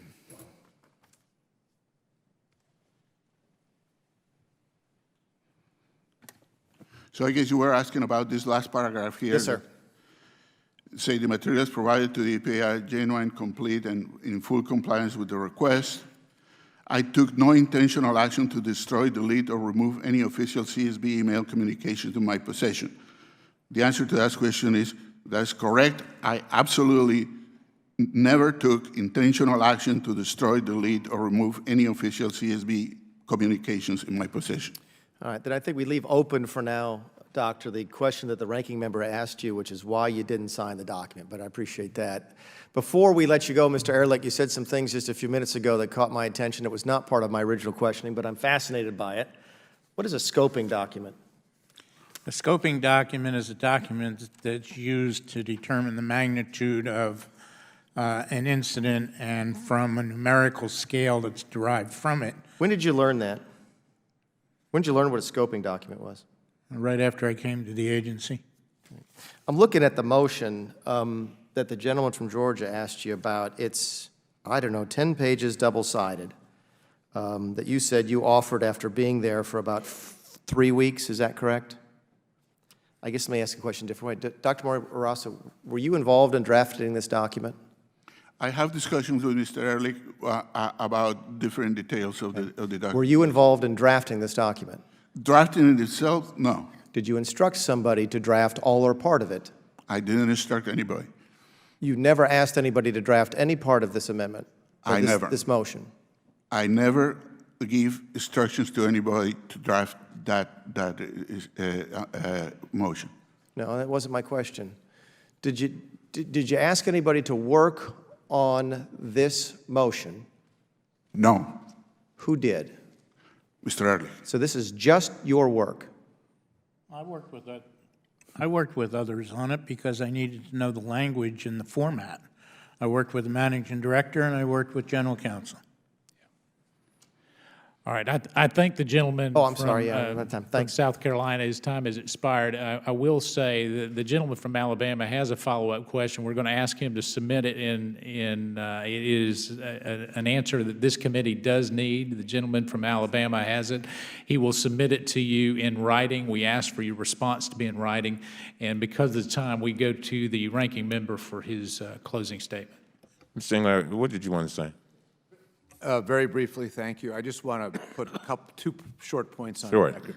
One is that there was a process prior to this committee hearing to prepare for it, which involved going over voluminous documents and involving an outside consultant of some point to frankly spin what cannot be spun. I want to go on the record to point out that I said, and I believe this is pretty close to a precise quote, I refuse to participate in this process. I am dedicated to the mission of the agency. I want to move forward. I hope to be back here before your committee and to work with the Inspector General, but based on whether we're accomplishing the mission of the agency, not whether we're taking steps that have been described today to interfere with the mission of the agency. This agency has no credibility whatsoever to tell anyone outside the agency virtually anything if it's internal practices around issues like the right to know, of not informing people about the actions of the agency when we expect corporations and government agencies and others to take steps to inform the public and inform workers what materials they're working with, what the risks are, and we can't set a standard for good practice here. I pledge to you that that's why I'm here, that's what I'm going to work for, and I look forward to coming back to this committee and to being accountable to all the relevant stakeholders and the Inspector General in the months ahead. Mr. Engler, I really appreciate that. I see you shaking your head, Mr. Griffin. You feel the same way? Just yes or no, if you don't mind. Yes, absolutely. And I feel the same way, sir. I want to thank you for that, your statement. And after this long hearing, to hear that is refreshing.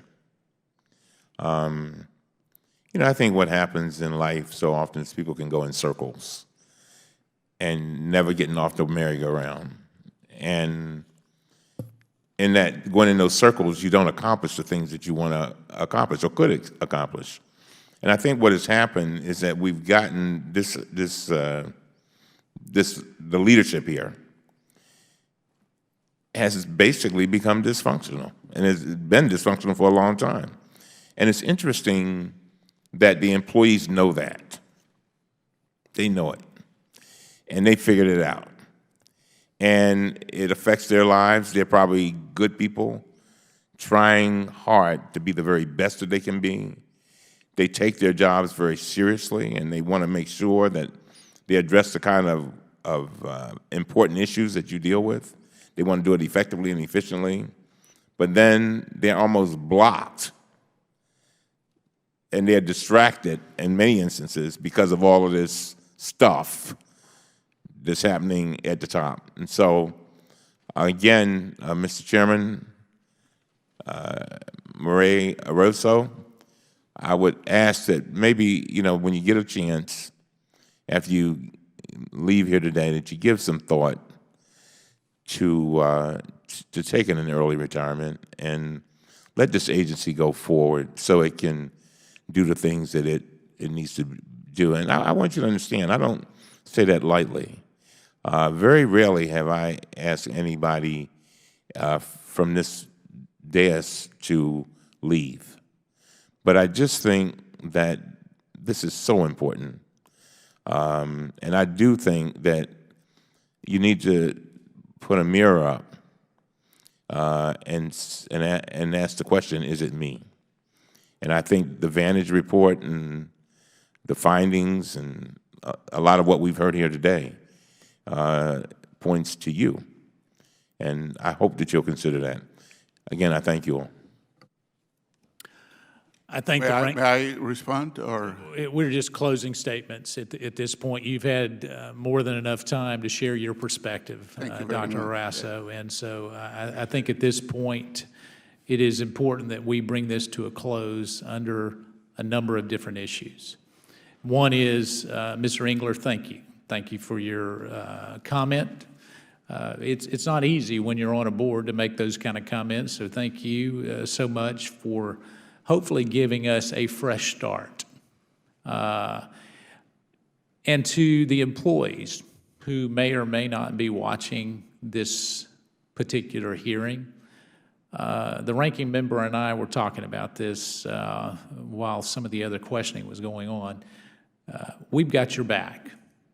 And whether it's a whistleblower that is receiving retaliation, or whether it's other issues within this agency that have not been properly handled, I can tell you that the ranking member and the chairman of the full committee, Mr. Chaffetz, are committed to working hand in glove to make sure that the employees get treated fairly. Some of what I've heard here today is very discouraging and would certainly make for very low morale, because what ultimately this has been about is the truth and power. And sadly, both of those have been left really in the hands of the wrong people. And I find that very troubling. And so I'm looking forward to a new day where we'll have a new chairman come before this committee, and indeed everything would look a little bit brighter. I'm going to ask for unanimous consent for the following items to be put in the record. The letter from the American Chemistry Council to the committee, letter from the United Steelworkers to the committee, letter from the former CSB board member William Wright to the committee, a letter from the former CSB board member Gerald Poe to the committee, a letter from the former CSB board member William Wright, a second one to the committee, written testimony from the former CSB board member Beth Rosenberg to the committee, a letter from the former CSB board member William Warwick to the committee, a letter from the former CSB board member John Breslin to the committee. February 12th, 2015 Vantage report titled Briefing on CSB Senior Leadership. July 10th, 2014 Carden Group report titled U.S. Chemical Safety Board Path Forward Overview. July 7th, 2014 letter to the President. Government and Sunshine Act 5 USC Code 522B, Chemical Safety Board Order number 28, and a job posting on the USA Jobs for the new Senior Executive Service position of the Managing Director at the Chemical Safety Board posted on March the 2nd, 2015, and the January 16th, 2015 memo from the EPA Inspector General to the President, and a February 2nd letter from the White House counsel to this CSB chairman. Without objection, those will be entered into the record. And with that, this committee hearing is adjourned.